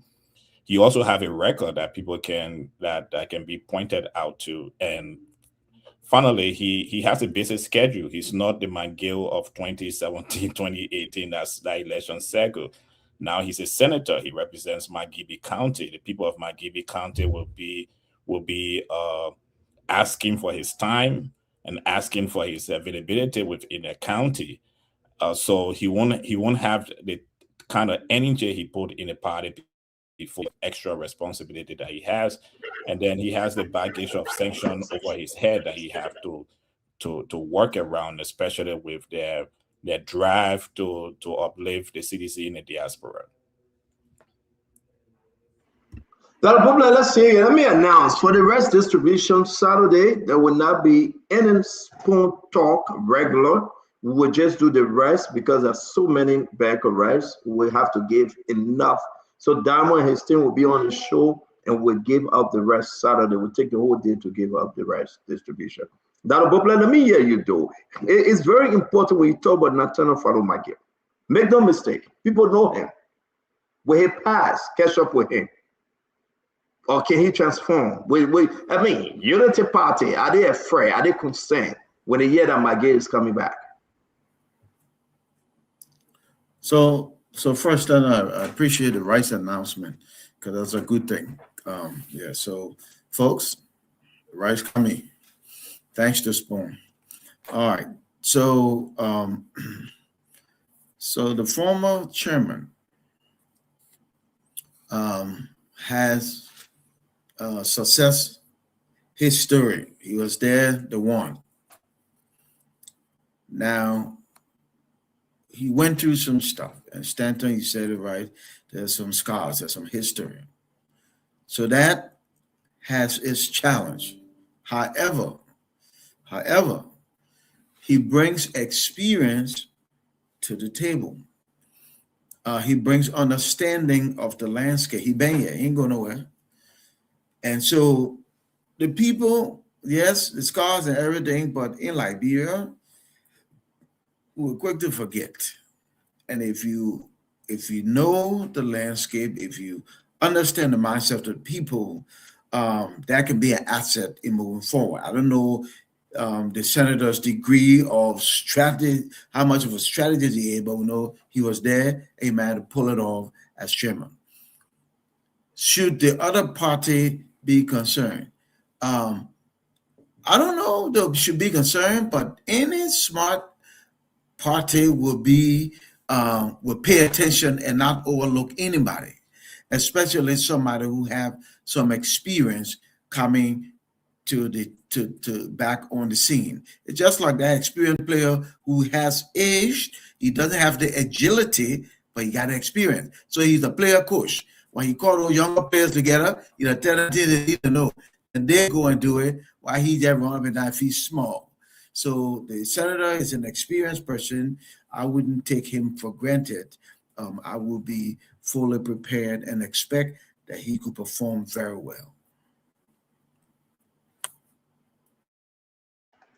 Fubi, let me hear you, Fubi. You know McGill. You've been around. You've been following this guy. What do you think? He's coming back to CDC as chairman. Yeah, so on the point that Russell was asking whether the sanction will affect McGill performance or so, that was a zero discussion. The Browns don't have time for sanction issue. So we shouldn't even have that as a factor on McGill being chairman of a sanction. Sanction is just hanging out there in the international cloud. The Liberians on the ground don't pay attention to that. They don't even care. And that's why he was voted as senator. He was on sanction, he became senator. And people even sang the song, sanction, no sanction will vote for you. So that one, we should just move that out. But coming back to the CDC as chairman, CDC can only win if the Unity Party right now fail to deliver. So they will give CDC the chance to come back. But bringing McGill back is not a winning strategy to say that CDC is going to have an automatic victory because they won 2017 and he was chairman. If the Unity Party fails to deliver on the bread and butter issues that we have all been talking about, then you give CDC a clear chance to victory in 2029. So that's where they need to focus now. The initiative with the vice president taking, the different liberalization policy, the drives, they need to focus on those things. The yellow machine promise that they said, they need to show that those things are working. The different road connectivity, they need to show that those things are working. And all the basic stuff, address them heads on.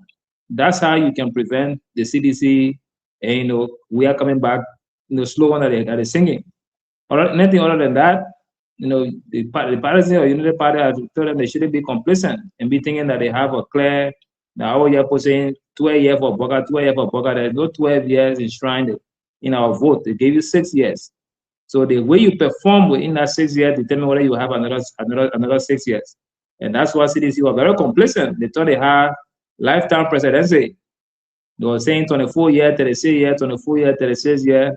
And when they saw it, and they got to election day, they called themselves pens down, and they whenever we had to rig the election, and we are considered. So that dream of 36 years, 24 years died in November 2023. So that's the same thing. So if you want to show victory, you have to do the work like people.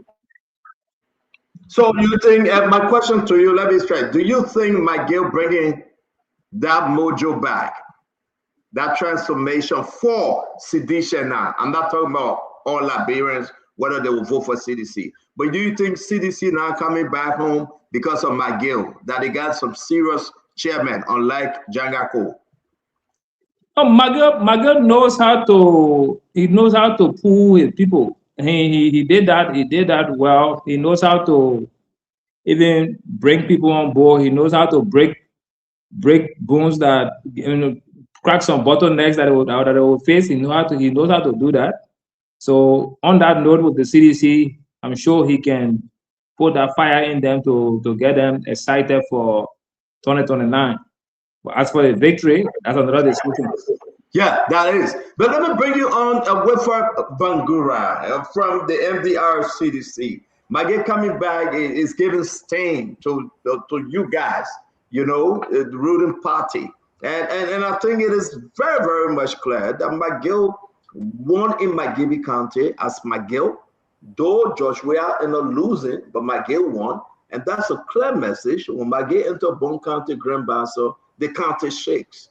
Are you concerned about McGill coming back again to do his thing? He does better. Thank you, Stan, in my Wallach's voice. Thank you, Stan. I just wanted to tease my man. Good to see you. I told that man not to call me Stan. He stay calling me Stan. He can't trick. There we go. So, Stan, let me say to you that I go with Fubi.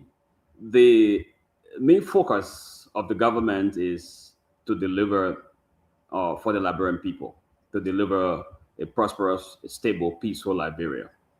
the president has always reiterated his position on elections, that he is not worried by elections now. He's worried rather about the next generation. And any very focused and serious government ought to be worried about delivery for the people and not necessarily about what happens in the opposition community. I know that Mange is a good man. He's strong. He's a fighter. But even in the CDC, the division, he has a lot of internal problems to fix in the CDC. But that is really not our cup of tea. Whether or not the alliance of the United Party should really be a worry about what's happening in any other political party. I have clearly no election strategists will really, worry about the, me opposition ruffling itself, setting up the leadership, because obviously they're not only going to be the only player on the field. So Fubi was right. Once the government delivers for the people, the promises it made to them, the agenda for inclusive development, the arrest agenda. Once that agenda is developed, the bread and butter issues are sorted out. As we are seeing them now, the new dawn that is now coming upon the republic, the good things that are happening, the electricity sector. We have a lot of Liberian millionaires participating in the economy, etc., etc. 2029 is a done deal. So the government should not even be worried about that. But again, we wish Mange well, we wish him well, we wish the CDC well, but I'm not even sure that this should even shake any hair. Okay, so let me. Do not worry about it. It shouldn't shake hair. Then let leave. Don't talk too much. You don't care about Mange coming back. Don't worry. Thank you. Thank you, Stan. Jacob, the man say you worry, but he said talking to Jacob like a man. But to tell you the truth, though, Mange is coming back. President Weah is on his way to America in 2 weeks. These guys really are changing things. Let's hear you, Jacob. Stand on. Nathaniel Fallow McGill, Ponkepan warrior. He's a smooth political operator, and he's an absolute genius at his game. I can tell you that for sure, 100%. And I can tell you one thing again. I can tell you today, if Nathaniel Fallow McGill was not sanctioned, and he was still within the political play within the CDC up to 2023, George Weah will still be president of Liberia. I can tell you that. Because if you look at the political map, got set on fire when Prince Johnson moved. With Mange around, I don't think Prince Johnson was going to move away from the CDC, because McGill is a great negotiator. He knows how to build blocks. He knows how to build alliances. And he helped CDC win the elections in 2017, by cruising up to President Sirleaf and all the rest of the things that happen in the background. So I think he is a very powerful actor, because if you look at the way the CDC operates, the CDC has a very energetic part of the party, which can in turn split the party and isolate them most times from that segment of the population, that they always tend to lose. That Paul and Mange is capable of bringing on both for them historically in the past. So anybody who downplays Mage's involvement coming into the CDC, that's a dangerous mistake to make. I think he knows this game. I understand that Mange been in politics for a long time. Charles Taylor, right? The MPP, your youth leader. He's working on Ellen. He learned a lot. So he has a lot of wisdom and understanding around politics. So I think he's an important addition to whatever the CDC is doing down there in the opposition. And to just sweep down the rug would be a huge mistake. Thank you. And we're bringing T. Wanukai and Kev. We finish up with this one. We got one more to go. It's the Amara Corner clip. You really got to listen to this, man. Amara is coming up swinging. And I got a breaking news for you. Amara Corner met President George Manneh Weah today for a one-on-one conversation. I don't know. Yeah, we'll give you more detail of that meeting tomorrow. The rumors out there that Amara will be taking over ACAP, that party, Lucina Camara party, right? Again, that rumors, right? We hope to talk to Amara someday. like he will be the political leader of ARCOP, is between Amara and Musa Belete, who will take over the party, right? But I want to say this, his meeting with President Weah today, as I heard, I'm yet to confirm, was very, very important, and these engagements speak volume. Let me hear you, T. What you think? I'm going to give all the breaking news this time. I'm not going to hold anything back from all political parties. I will tell the secret. T. Wanoka, what do you think? Thank you, Stanton. I think it would be a very important mistake to minimize the idea of McGill coming back into leadership, in the top leadership position in the CDC. As the general persons here have said, he is a very important field player. He's a guy who knows the terrain. Howbeit, I do agree with Phoebe and my dear brother Wilfred that the one important thing that could make this Unity Party government to give up power in 2029 will be about how they carry themselves. And when it comes to the issue of McGill coming back into leadership in the CDC, it really does not worry me. It is important for the CDC. But what is more concerning to me is about how people that are in leadership in the Unity Party government, how they conduct themselves in terms of how we see some people repeating the errors of CDC. Like, for instance, getting very cocky and maybe very boastful and talking about, hey, as if, you know, being in leadership is your entitlement. There are people who feel like they should justify their inclusion by provoking other people and minimizing them and just consistently repeating the errors of the CDC. Rather, I think we who support the Unity Party government, we should learn from that mistake. We should correct our errors. We should relate to the people more. We should accept criticism with grace and not fight back every time that we are criticized. I think these are the things that concern me more, because we do see people that are in position of leadership on social media. Every time somebody criticizes them, they almost act like it's personal. If the person is committing issues, take it with grace and work on it from there. But Nathaniel McGill coming back to CDC is not something that the Unity Party should minimize, but at the same time, it is not something that they should worry about. They should be worried and concerned more about their own action. Thank you. Thank you very much. Let me bring in Kev. Kev, let's hear you. We got to run with this one. I want to say to all of you, the ECOWAS in Ghana today, they spoke against the folks at the border and that of Yeke's suspension. They denounced the government and said freedom of speech had been suppressed. We'll play that clip also. But let's hear Kev Hassan. Now you're going to get your political leader back as party chairman, Nathaniel Falomage. Kev, what say you? Yeah, my political leader is George Manneh Weah. But let me say this. I listen to everybody saying one thing, right? They're saying the only way cities will come to power if the bread and butter, if this government don't deliver bread and butter. Good news. Cities will come to power because this government has failed. They can never deliver bread and butter. Never. They don't have the capacity to deliver the bread and butter. They don't. They're talking about different things.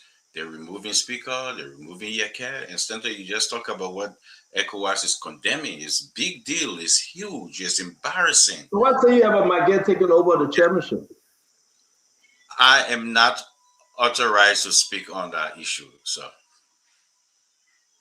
All right, Maguette taking over. You authorized to speak on that issue. Now, look at all the time about that. Your party loyalist, Maguette taking over. That's secret. You're not authorized to speak on it. What kind of witchcraft thing is that? You're not authorized. And the thing, everybody talking about it. You and myself talking about it today.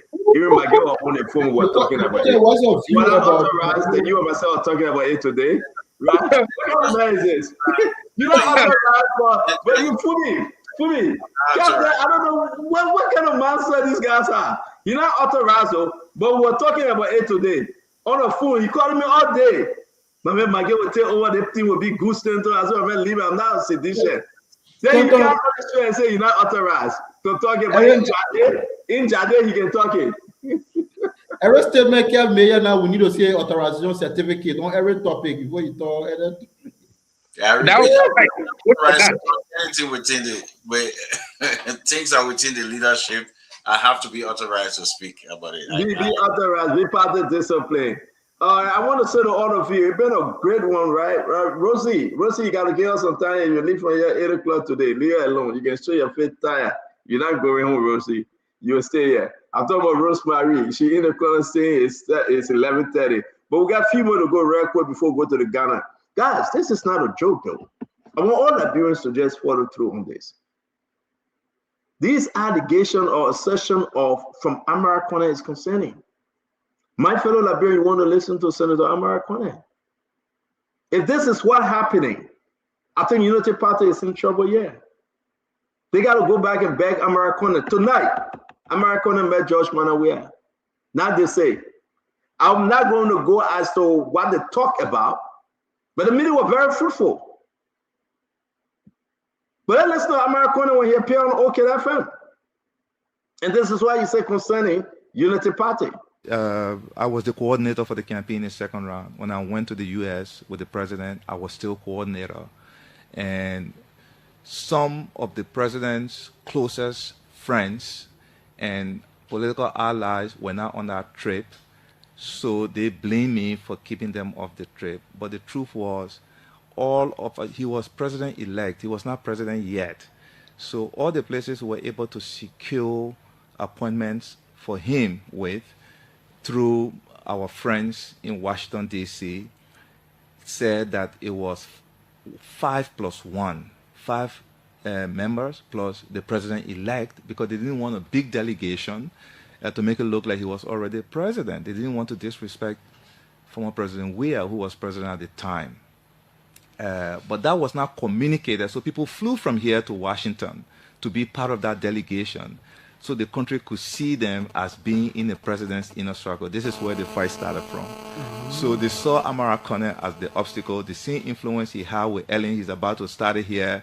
They came back and they just started, planning all kinds of bad stuff about me. I got text messages in my phone from people who were saying that you think this, what you did, this and that. I didn't want to know of that. I have a family, I have my children, and I came to serve the country. Wow. And that is why I stepped back and focus on my Senate work. This is revelatory. It says a whole lot about there's a lot to reveal at the right time. This is just like a tip of the iceberg. But, I came with good intention, with clean hearts to help the old man to win. I know that. I don't know that Pople, this revelation is concerning, right? They are concerning that Pople. And I think nobody should take this for a joke. And I'm seeing the opposition tapping into opposition to Unity Party now, tapping into the confusion and the fragmentation of Unity Party to scope gain and political point. The meeting held today between George Manawia and Amara Kone. Amara Kone attending the reburial of George Manawia's father. That engagement now coming close, communication between Miguel and Amara Kone. These are very, very serious stuff for Amara Kone to look back and say he was threatened. I remember that day. Amara Kone was on the train leaving Washington, D.C. to Pennsylvania. I remember phone calls. And after that meeting, the president-elect Joseph Yima Boakai came to New Jersey where we met, and we knew exactly what was happening. But he has an angry, fierce individual because of that engagement. The Amara Kone, they said silent them. So he's right. I remember that. But he got more to say about what the plan to do to him if he continue with President Boakai. Then Pople, let's hear you. These are some huge revelations, sir. Stand up. What else you hearing? If President Weah run, Amara Kone will be a vice president? Is that what the meeting was about? No, I'm not telling you what the people be there, but I'm talking about the conversation at hand. Go ask Amara or President Weah. Don't ask me. No, asking you. You the revealer of all things unknown. Yeah, but we'll leave it like that. At the appropriate time, we'll talk about it. But these allegations or these assertions made by Amara Kone are concerning. to speak to the fact that people are after him because he was getting close to Joseph Yeman Boakai. Therefore, he had to distance himself. And you want to play for all of it, Dr. Bobley? No, not that one. I said about the president. I asked you a question. You want to play for all of what Americana said? No. If you say people going after him, I'm not sure why people be going after him because he close to the president. I don't know why anybody would. Yeah, I know you try to pivot this. That's the best you can do, Dr. Bobley. He explained why. No, Dr. Bobley, you know, when you're doing it, people see into you. I'm not going to explain why on OKFM. It's in the chat room. I just played. Then you're telling us that you don't know why. Hey, Dr. Bobley, man. No. I'm saying, listen to what I'm saying. You said people going after. Yeah, you said people going after him because he getting close to the president. He was close to the president, so he had distance himself from the president. And I'm saying, why would people go after him because he's close to the president? And when in fact he's an elected official, he's very prominent, and he was a big part of this whole campaign. So when I say it that way, I'm saying I don't know why that's even important. But here's what I want to say in the bigger scheme of things. Omar Conan is a very smart guy. He's been in government for a long time. He has influence, and he's the senator of Bapolu. Bapolu is a resource-rich country, and you only need to go there for a minute to know that Bapolu is seriously challenged with developmental issues. And I would like to see the influential senator use his influence to get Bapolu moving. Stanton, before I came home, I moved to Liberia from West Virginia. West Virginia is amongst the 46 to 49 states economically and the bottom. But the senators from West Virginia were impressive and consistent in bringing development to West Virginia. And when I got to tell you, they said the only reason we went to Washington, D.C. is to make sure that you have what you need and you have a better life. I so respected them. So come to Monrovia, fight for your county. The needs are many. One by one, keep helping the people. And then socialize that information that we got this done. We're going to get more done. But the plenty talking and the people in our counties are struggling. It's getting old. We got to do better to help people. I would like to see the Honorable Senator, which I admire a lot, by the way, to get to work for Bapolu and start to catalog some things done for the people of that county. I was in that county. I was in charge of the Western Cluster for the President County Development Agenda. And I saw it first, and I talked to the people, resource rich, but so much need. And Amar Khan can help that. All the other stuff with former president stuff, God bless him.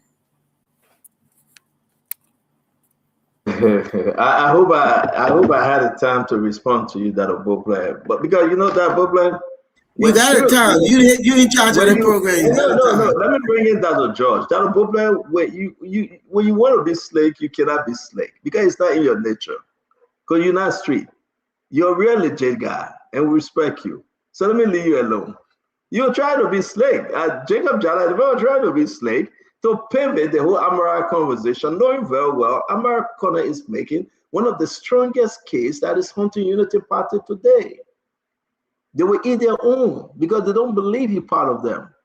And everybody that went in to help them, they are destroying them today. We got so many folks. And that's exactly what they were going to do to Amara Corner, entrap him. Then guess what? He was smart enough to run. So Dr. Bobley said, I'm not talking about it. Amara Corner will go face Bapolu County. That's the more important conversation. That's the more important picture. When Amara Corner was calling the vote, when Amara Corner was making sure that your vote is protected to bring Joseph Boakai to power, you didn't send him to Bapolu County to fix it. When Amara Corner was in the jargon, in the dark room, and facing and making sure that Joseph Nyema Bwaga be the next president. You didn't send him back to face his country. Because he wasn't senator yet. No, he was senator. He was. He got elected. He was senator. He got elected. You cannot say he wasn't senator. So after he elected, now go to work. But now you are acting. Now you are acting like that. You don't take partisan. Now you are acting like that. You don't take partisan. We have used you and abused you. We don't need you anymore. Now how you behaving? That's and that's exactly what you are saying. And that's wrong. He should be given his flower. He's complaining. He's saying the reason why he drew back because you guys wanted to kill him. And you're saying to me and all of our audience that you care less, he will go and fix Bapolu County. That's why he's senatorial. That's his main job. That's his constitutional and that's why left for us and that's what Liberia will remember him for most. Not that he had parties standing here. No. The only thing that Liberia right now remember Amara for Amara protected the vote. Where were you when Amara was in that diagram protecting the vote that brought President Bwaga to before the election. That wasn't before. He has work to do. Do the work. What are you talking about? He became senator. He came to help make Joseph Bwaga president. And you're saying when the witch hunter him, when the witch hunter him and telling said we're coming after you, you say you care less. Let's hear from the other. Dr. George, let's hear you. Dr. George, let's hear you. Stanton.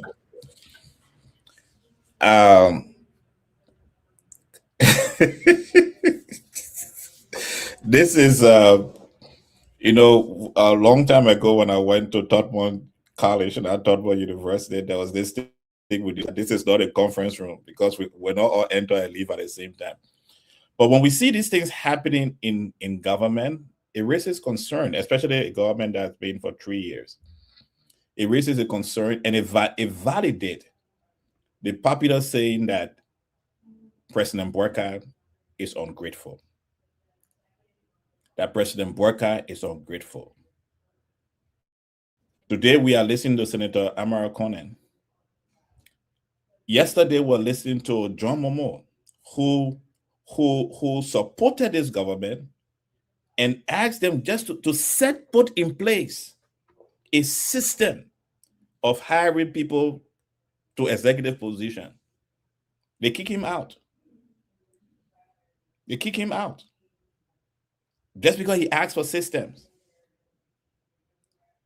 Now, Senator Conan is saying that because there was an official information from Washington that they could only take 5 persons, they are kicking him out too. Disregarding the official communication and also disregarding what he did for them. If you don't learn to be grateful, success can become a challenge. It is always good to be grateful to those people who hold your hands up during the times of difficulty and challenge. I remember Senator Conan was leading the statistics, making sure that the numbers were correct. And the Unity Party people hailed him. There are videos where they were excited for the work he did. But today, they are crucifying him. Some of them are writing, you can never be president. We are not talking about being president right now. What we're talking about is that a general in your army is now being placed on a firing squad, and none of you who work with him is out there to support him and bring this situation under control. But you're throwing invectives against him every day.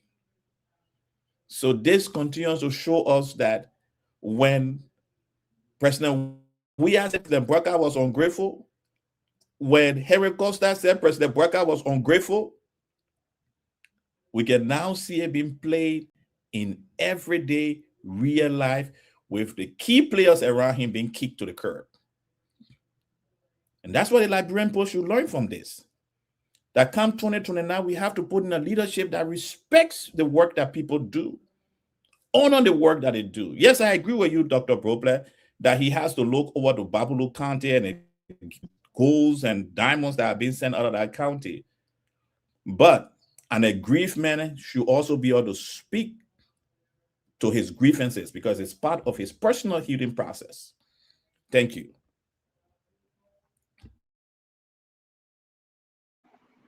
Let me bring in Jacob. Welcome to the show, Colonel Gray. Jacob, let's hear you. Thank you, Stanton. Look, I've listened to everyone so far. For me, I think you guys are not going to the root of this matter. And I think, kind of papering over the cracks a little bit. The first thing I would say here, Stanton, is that what Senator Connor is talking about here, he's right. He always uses a particular term. Politics in Liberia is predatory. It's the culture, right? People are jostling for influence around the president. He was a victim of that, of course, in 2023. He was pushed aside because people around became insecure about his presence because they're jostling for influence around the presidency, of course. But it's always been part of the rotten political culture of the last 20 years. And Amara Koneh was a victim of that in 2023. But also, I can say that clearly here, that Amara Koneh also utilized the same tactical maneuvering under Ellen Johnson Sirleaf, and other people became victims of that, and he became influential under Ellen. You think how Amara became influential under Ellen? Gaffon was a very influential person first under Ellen Johnson Sirleaf before Amara became influential. He and James Colley and his team, and Sebastian Moore and all that team there. I knew about that because I was around. You think how it happened? Well, when Ellen went for re-election, Amara was ready, he and his team, to exert influence around the presidency, around Ellen Johnson Sirleaf, and he used alliances with Robert Sirleaf, the president's son, to push Gaffon on one side and exert influence in the executive branch. And he played a key role in appointing other people and some more benefited from that appointment and all that kind of stuff. But I can tell you for real that is part of the disease around the Liberian culture. So Amara did that. He became powerful, influential. He controlled a lot of things with Robert Sirleaf and his whole team there. And then Gaffon and other people that go on the back bench. He left finance ministry. He went to foreign affairs, right? And he came back. Amara Koneh under George Weah, supported George Weah with Ellen endorsement. We heard. And then the CDC people too, McGill and other people, they fear Amara pushing aside. So it's a replay. It's the same dance everybody dancing. So I don't know why Amara is crying about that, because he used the same tactic on Ellen also. It's part of the game right now. We need to break free from that kind of thing. Or probably that's a different discussion. But I just want to say that this is not just an isolated situation. It is a game all these people play to justify for influence. When you do it, we say. So it happens. It always goes around. It's a cycle. That's what happens. It's not nothing strange. It happens. All right, thank you very much. Let's see you, Kev. Then we'll go to Phoebe and wait for. We just get one more to go, guys. We'll be out of here. A very good conversation today. Kev, let's see you on this Amara thing. You see, Stanton, you call it out right. Amara was on this network every single day. And Stanton, guess who on this network too, Amara? Dr. Bople. He healed him. But today, he said you should focus on Bakulu. I wasn't on the network, sir. I joined the network recently. Dr. Bople, you're coming in and out during the election. So no, let's... Sir. No, sir. Okay, let's move on. Okay. It's not on the network at all. Maybe that was your twin partner. Okay, but let's I have no twin, sir. Well, let's move on, sir. Let's move on. But he never criticized, Amara. But today he's sending Amara to go to Bakulu. Yeah, he will go to Bakulu 2029, and you will see Bakulu 2029. You see, Stanton and Dr. George said it right. The hypocrisy and the ungratefulness that coming out of this government. Imagine they sending message to Amara. You think that anything you're doing, you come to us, you bring it here. What I say to you, there was no plan in rescuing the country. The plan was to rescue themselves. So they saw Amara as somebody who will obstruct their movement. So they went after him. And he said he got a text. And he said with time he will discuss it. Stanton, look at the faces of today. That there as a rescue. So you see why the trend going? So the people like and certain people them who were supposed to rescue the Liberian people, they took them out. They said no, that's not the plan. So Stanton, you absolutely correct, and you saw and our good friend Dr. Bopler through his eyes, you can see through his eyes that he was being a little bit, playing games here. But again, you're right, he's not that kind of person. But so it just revealed that. But I think what it did let's squeeze it in, bro. We got 10 more minutes. Let me say this to everybody. Yeah, we gotta go now. What it did to Amara was unfortunate, and I think it will come back and bite them. Yeah, let me show this. When they needed Amara, though, they surround themselves with Amara. They say, we need you, we backing you, we need you. The videos are there. Amara went up and down and said, you know what, that's fine, I will come. He explained his story. And after that, they say, you cannot be around the president-elect. Who are you to make an appointment for the president-elect? We don't need you. You want your seat, you will not be finance minister. But to come up today, and I'm disappointed in my own friend and brother, Dr. Bopler, to say, Amara Corner, just shut up and go back to Buffalo. That's wrong. That's exactly what I'm saying. And I would say, I know, listen, when they needed him to suck his vein, when they were asking for blood donation, Amara Corner put his hand up and say, I will give my blood. They say, Amara say, I get type A. They say they get type O, but we don't care. We'll take any type. Just give us blood to survive. Amara Corner donated his blood, donated his resources and his time. But today, so many unity partisans saying, let the man go and shut up. But yet, tomorrow you will come back on your knees to beg and say, we need you. Go and count our ballot. Who you depending on? Sometimes I just see that these guys down there are also damn confused. Who you depending on? And that's why I heard the president saying today, listen, among everything, I like the president parable for today. Let me find it. And what he said today make a lot of sense, but I want you guys to understand, I think he was speaking to himself. One of them said, yeah, let me find this thing quickly. I beg you, no, Jeremiah, not you. I'm looking for President Boakai. Who gave me Jeremiah? Yeah, I'm looking for President Boakai, man. I hope I find it. He said something good today, and I really want to bring it to our attention. I will find it, right? The dog looking in the water. You remember that? He said the dog looking with a bone in the mouth, looking in the mirror, saw the shadow, and think that's another dog. And the dog want a bone from that other dog in the water and open his mouth to grab that bone. And the bone in the mouth fell, and the dog ended up losing both bones. Oh, he brought another dog story again today? Wait. The president was speaking to himself. Those dogs that brought him to power, he opened his mouth because he's looking in the water. They're gone. He makes them. I will find a quote. He gave a good quote. I think I get a video to help play.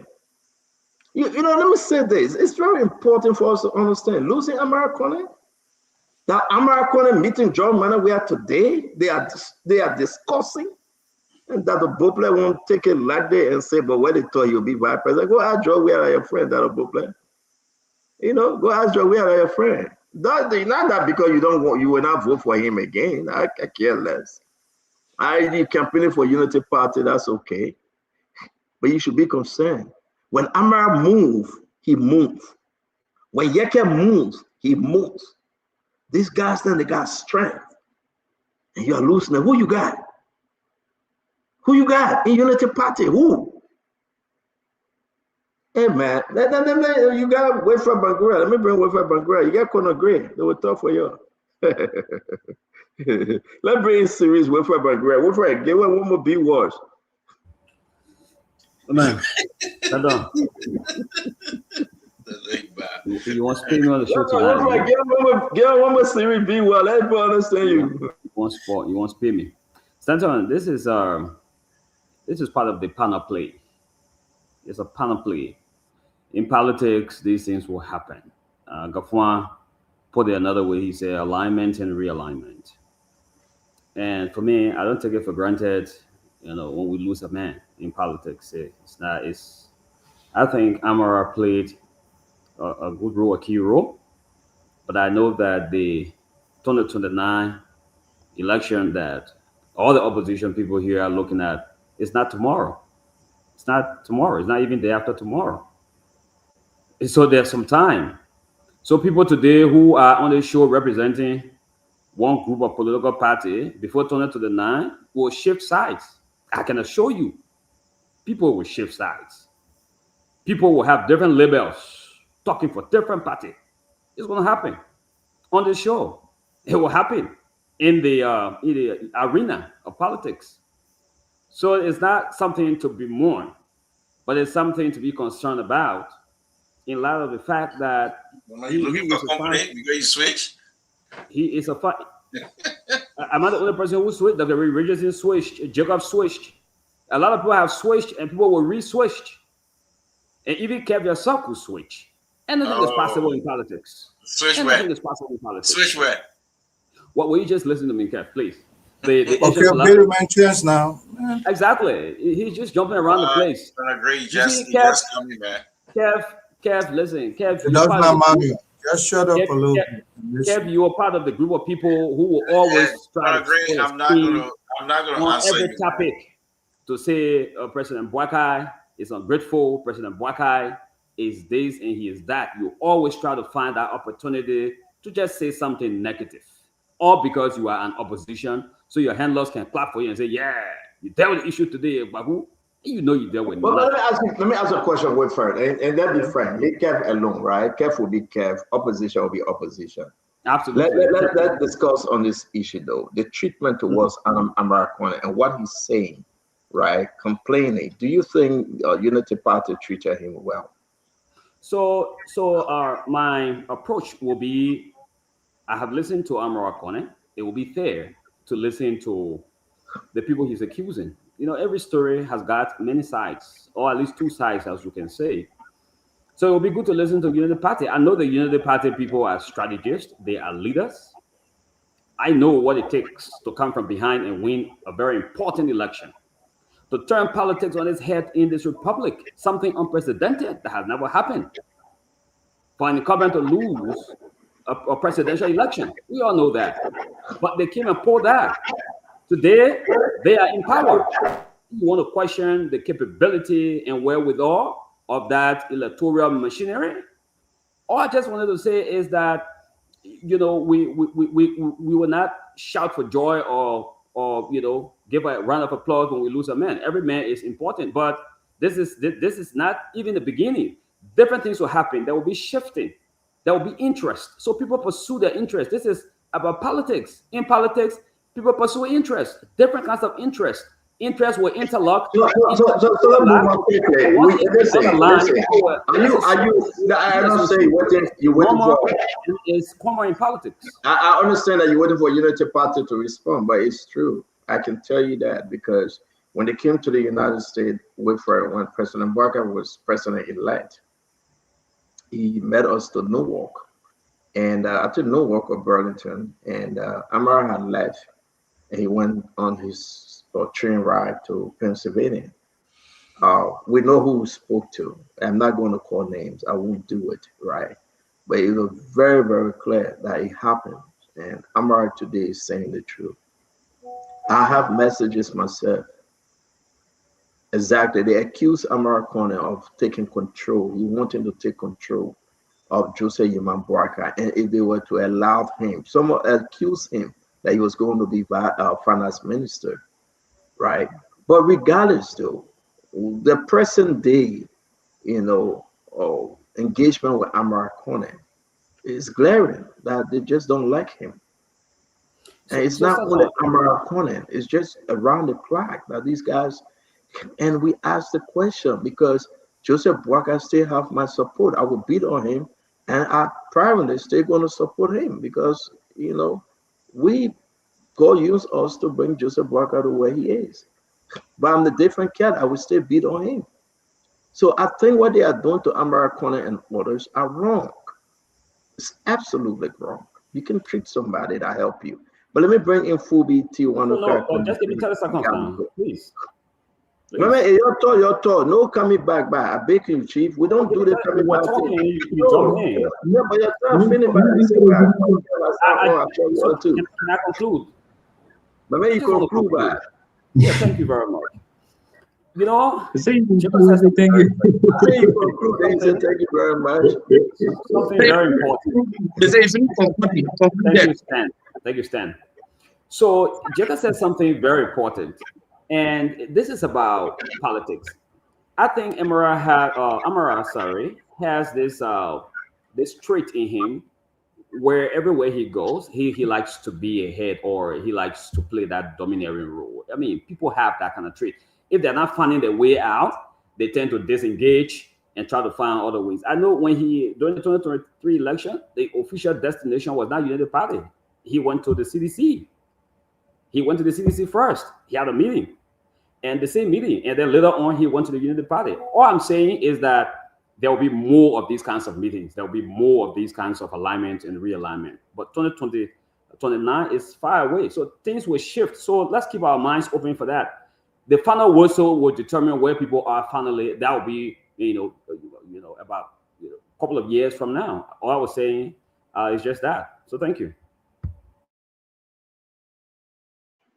Fumila, yeah, Rosemary, can you come on, Rose? I sorry we forgot about you, my sister Rosemary. Rosie, come on, thank you very much. Leave us on Facebook, and then we'll see you by God's grace, okay? Have a good night now, Rose. Thank you. Yeah? I think that news to at least just for 5 minutes before Rosemary go is getting bigger and bigger and bigger in ECOWAS. I'm sending you different clips. No, we will play it, but Rose gotta go. Rose, on Facebook, okay? And we'll see you. Thank you very much for today. We appreciate you. Good night, Rosemary. But Stanton, you letting Rose to go? We're in Liberia too. It's midnight. The Liberia folks, it's midnight. She's at the studio. You don't want to do plenty talking here. Then when you finish talking, you say midnight. Man, like a judge. No, we gotta do the ECOWAS thing, guys. Let's jump to the ECOWAS thing. I think you guys can incorporate, right? You can do both. I think it's right. It's legal. Bobla, I want you to weigh in on the ECOWAS thing before you go. Let me play. I know you gotta go, Chief.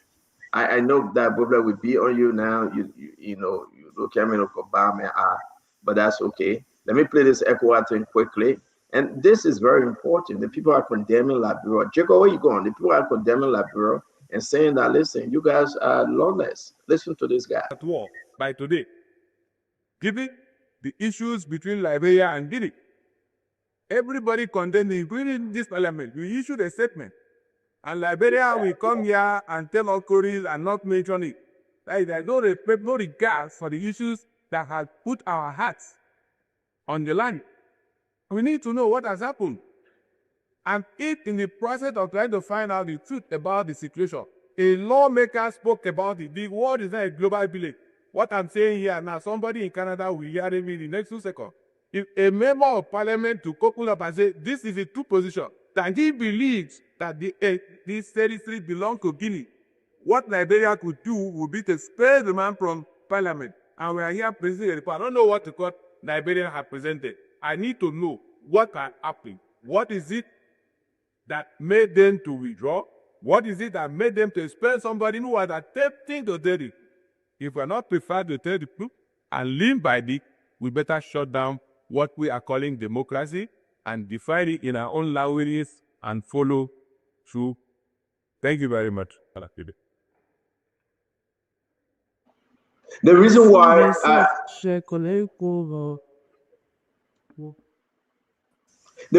I really don't want to talk about it because I'm asking folks that on the ECOWAS team to come on. Tai Wangwe, Alex Tyler, Edwin Snow, Mama Bridgman, somebody got to come on, right? Phoebe, it's very important that what happened today? Liberia delegation submitted their report concerning Liberia. And in that report, one, the border issue was missing. Two, Yeke being expelled was missing. So this ECOWAS representative is angry. And after you present your report, you go for a debate. And he's angry. He said, how you guys can be so disingenuous? You brought in all the sweet thing. What you guys trying to cover? We still got Guineans at the Liberia-Guinea border. They took over Liberia land. You expelled Yeke. You didn't include it in the report. And he blasted at them for that.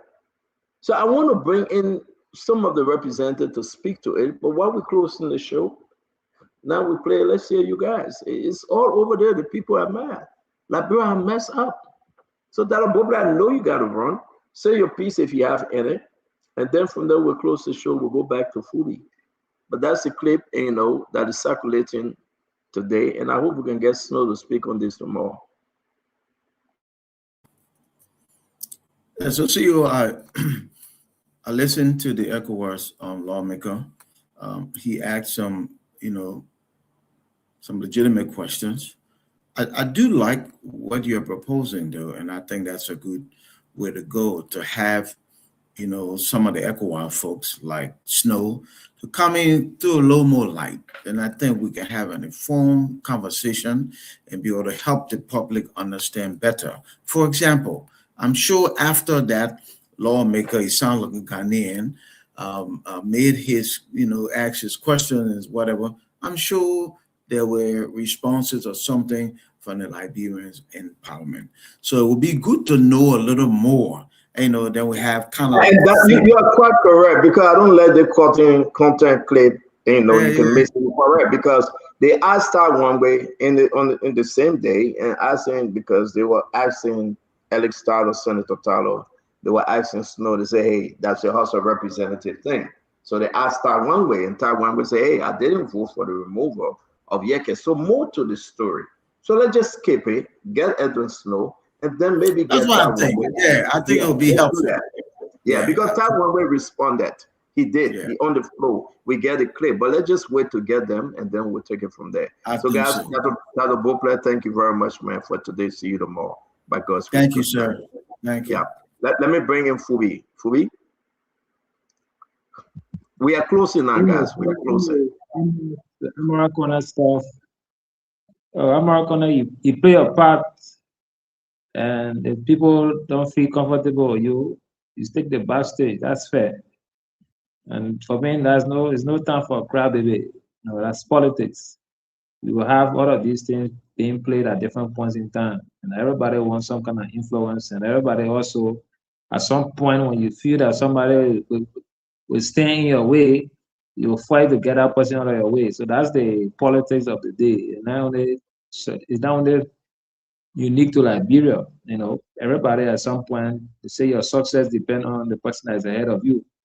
So if that person that is ahead of you, if you feel that person will put some blocks in front of you, and that kind of influence, you don't have it, you will move. And that's the hard truth about politics. So it's just the president and whoever, they just find a way to keep managing their cycles, maintain relationships, and you will not always have everybody on. Some people will come, some people will go. The men moving, men dropping theory. But as men move, men will come on board, and you will have new alliances. You will keep building them. So they have to just keep building. There will be people that will defect from the United Party. There will be people that will come to the United Party. People left CDC, and people are going to CDC. So you see that those kind of political movements, you're going to keep having them. Like in my 12 words, there'll be lateral movement. So you have this kind of movement happening. So let us just have Morocco relax, play a role. Like that, I said, go do your secretarial work. If you want to align with somebody else for 2023, 2029, that's fair. That's your choice, and nobody can deny you for that. If you feel CDC is the best option for you to align with, and you can get married to somebody and you're divorced, and then you see a very elaborate wedding. You're celebrating all the teeth outside, and you can have a very better divorce afterwards, even after years of being in a relationship. So it's just a normal part of life. So I don't think we should. I'm not going to be doing crap baby business here. Our politics. So thank you. Yeah, only you can tell us about marriage and divorce, my man. Only you, and we'll give that to you. At least we give that to you. Only you can tell about divorce. You're right. I mean, how you say again? When I was talking to you today, you say it's process, right? In America, yeah. It's process. When it comes to America, it's always a process. Come on, great. My man, that's gonna great close, man. The man Jack, I mean, let close, then we go. T1, look at wait, try to call the man. That first comment is gonna be a close. Stanton, let me say this. The fact about the matter is that we all forget to know that we are in a political landscape, and the power play is a very, very strategic skill anybody must have. Senator Amar Kone was outplayed. A gentleman who already had a bone in his mouth, peering over a lake, seeing a shadow, and wanting that bone, that is in the shadow there for him to go after it. He was already elected senator. Question is, what exactly he wanted? Was he looking for a parallel move, another position? Look, that power play, he was not only the individual that was outplayed. There's the Brani J. Samukai. There is our brother John Molu. There is Miata Famule. I can name you a lot of other folks. The thing about it is, there is a carryover, and I like how Jacob placed it. There was a carryover. People felt Amara outplayed them previously. So it's called a displaced aggression. It's a lateral aggression. And so people took it to heart that he's coming back. Same individual, same dude, coming back now to outperform. Yes, they want power, but it's how you manage power. Is that go back and read the Prince of Medici, Machiavelli. Go back and read. That's power play. I see a lot of folks complaining to be politicians, but they're not politicians. They're crybabies. And I will urge my brother George to be careful, because not a single president has come to power that have not ousted some of the individual or even sidelined them. Do you know how many folks cried when President Weah came to power, that they were with him from the beginning of things, and he invested power in a small group of individuals? Do you know how many of them, the likes of the Karika, they cried? That's power. Madam Salif, the same thing. When she came, I will urge my brother George to be careful. When power is earned, it's different from when you're seeking power. Thank you, brother. Thank you. My brother. Don't cry. Hope you can come on. Hope you can come on early next time. Thank you, brother. I was going to talk about the Magay. How many individuals Magay are trapped? How many?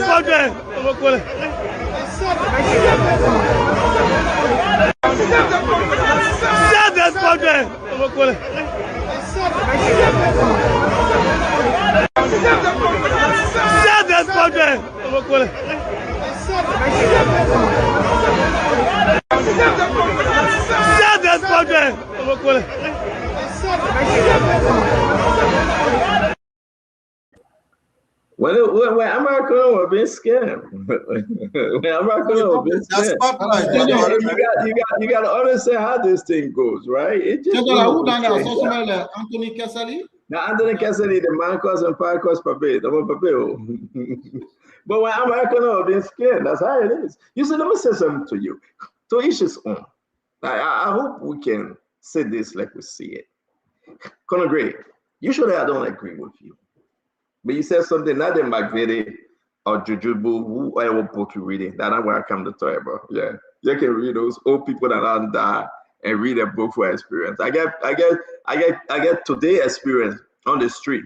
That the experience I go by. All that yama you say you're reading that you're reading. But let me say this. Yes, it happened in every government. It happened in Joe Ware government. It happened in Madam Salif government. But it's happening in this government. Well, it shouldn't be. So if we go back and say, because it happened in Madam Salif government and Joe Ware government, we are doing the same, then that's our problem. I don't think Amara was looking for finance minister job. Amara was very content. We asked him on Spoon Talk, and he said, no, I'm here to serve my people and I will complete my 9 years. We asked him on Spoon Talk. I will play the clip tomorrow.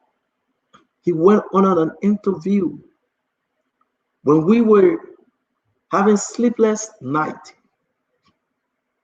And Amara Conner was reaching out to me. And we were talking about giving the announcement. When CDC was on our neck, you should look at it, you should think. So it's just a problem. If it happened before, it shouldn't happen now. To push Amara Conner aside, guys, we are building a bad history that will come back and eat Unity Party up. You got friends in Unity Party, I do. We can name them. From the chairman, Luto Tape, he must talk all the time. Down to the lowest person in the party.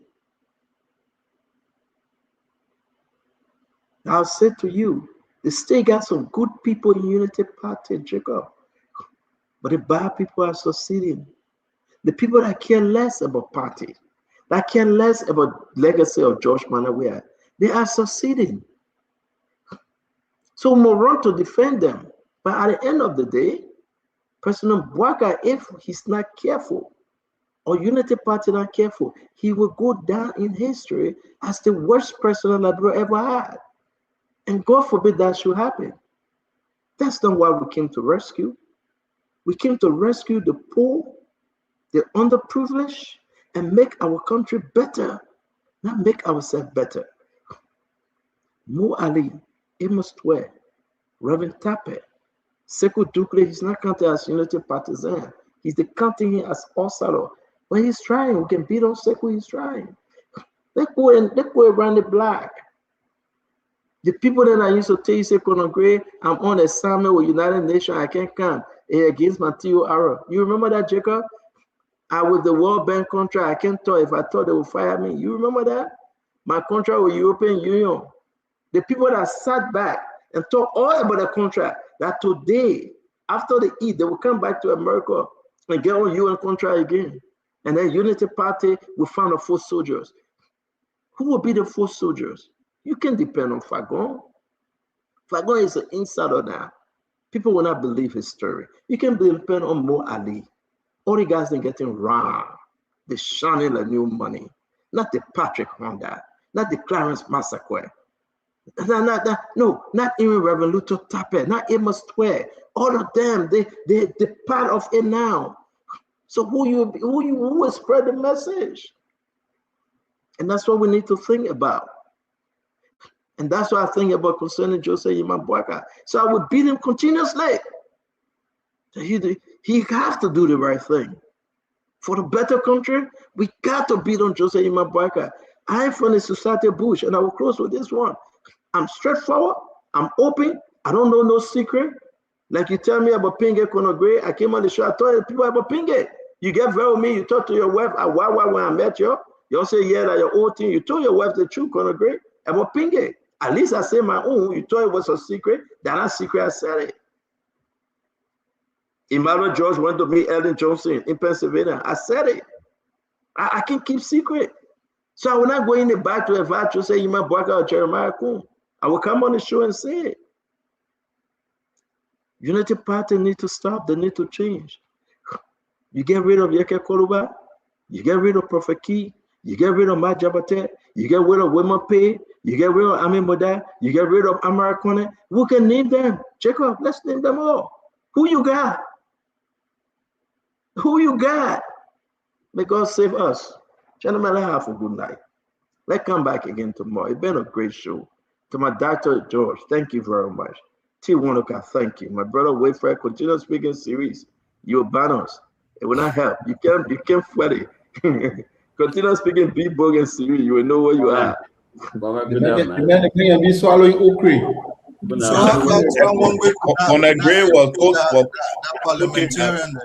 Conor Gray was making Valley, but he forgot to understand that making Valley say your loyalty should be incentivized.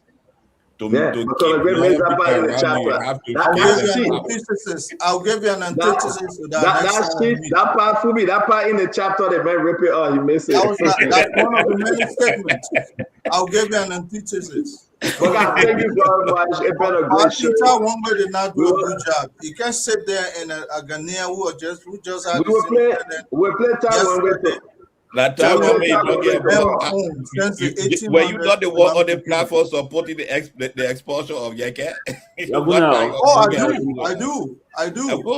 But what the man was saying, you expelled. The guy's misinformed.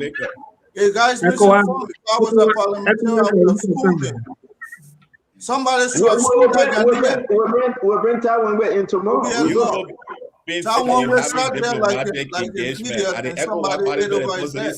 Now, what you did as a representative of your country, he did not do a good job. A Ghanaian that is ill-informed, telling him how the border apportionment of Liberia should be. You expelling people. Conor Gray, the issue. You have not heard from Taiwan Way yet. You condemning him, my brother. Oh, but you said you played. You said Taiwan Way said I wasn't there. I didn't vote. Exactly, and then at the end of the day, we said we will wait for tomorrow to listen to them. That's what we said.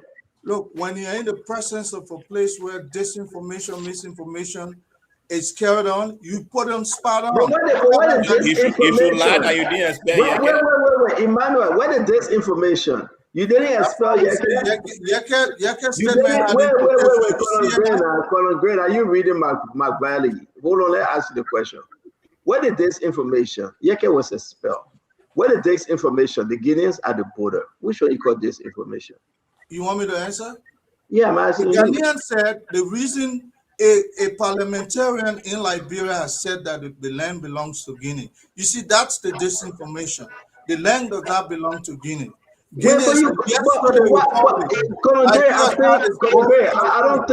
don't think you listen to the clip. No, listen to him. He came on misinformation. No.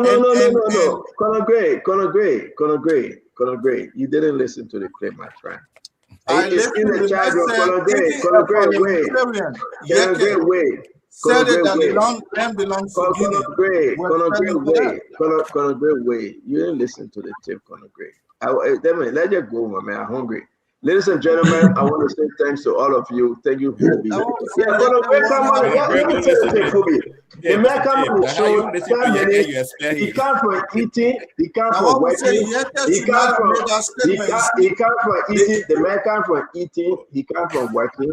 He rested well. He came on the show 10 minutes to showtime. Then he wants us to start over. Conor Gray, you will not get me on that one. Have a good night, Conor Gray. Yeah, he behaving a brother who can study the lesson that they can't. Then they can't get him hard time. The man finished resting, he ate everything, then he can't on the show now they can't get him hard time. Yeah, my man, good night, Conor Gray. Bye-bye. Fubi Shani. I mean, you're bringing Fubi. You guys bringing Fubi back? You're bringing Fubi back? The man already in the party, only on vacation. Bauer. So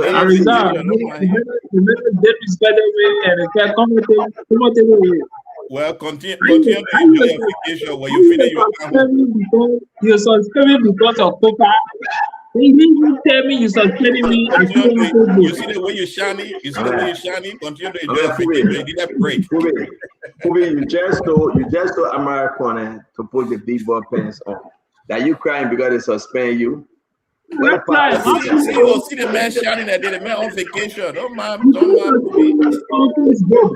You call me a national program, your boss check for finance investment. You take back to my suspension. Now this is fair. Okay, so keep that one. Yeah, that they respect. We're grabbing the word. They go to the office and don't fire there. Donald Trump used to send tweet, text messages. They do not listen to EFBC. They close to the office and open the car door. They hear the fire. I want to say thank you very much to all of you. Thank you for holding it down. We do appreciate you. Come back again tomorrow. Let's have fun. Let's have a great show. Because of you, we are here. We do really appreciate you. May God bless you. May God keep you. May God bless the Republic of Liberia in these United States. In everything we do, all praises and honor to God. Because of you guys, we are here. We will discuss issue of national concern every day. We will talk and talk and talk. And one day, believe me, by the grace of God, Liberia will be better. Have a wonderful evening. Good night, wherever you are. See you on my time tomorrow. Good night.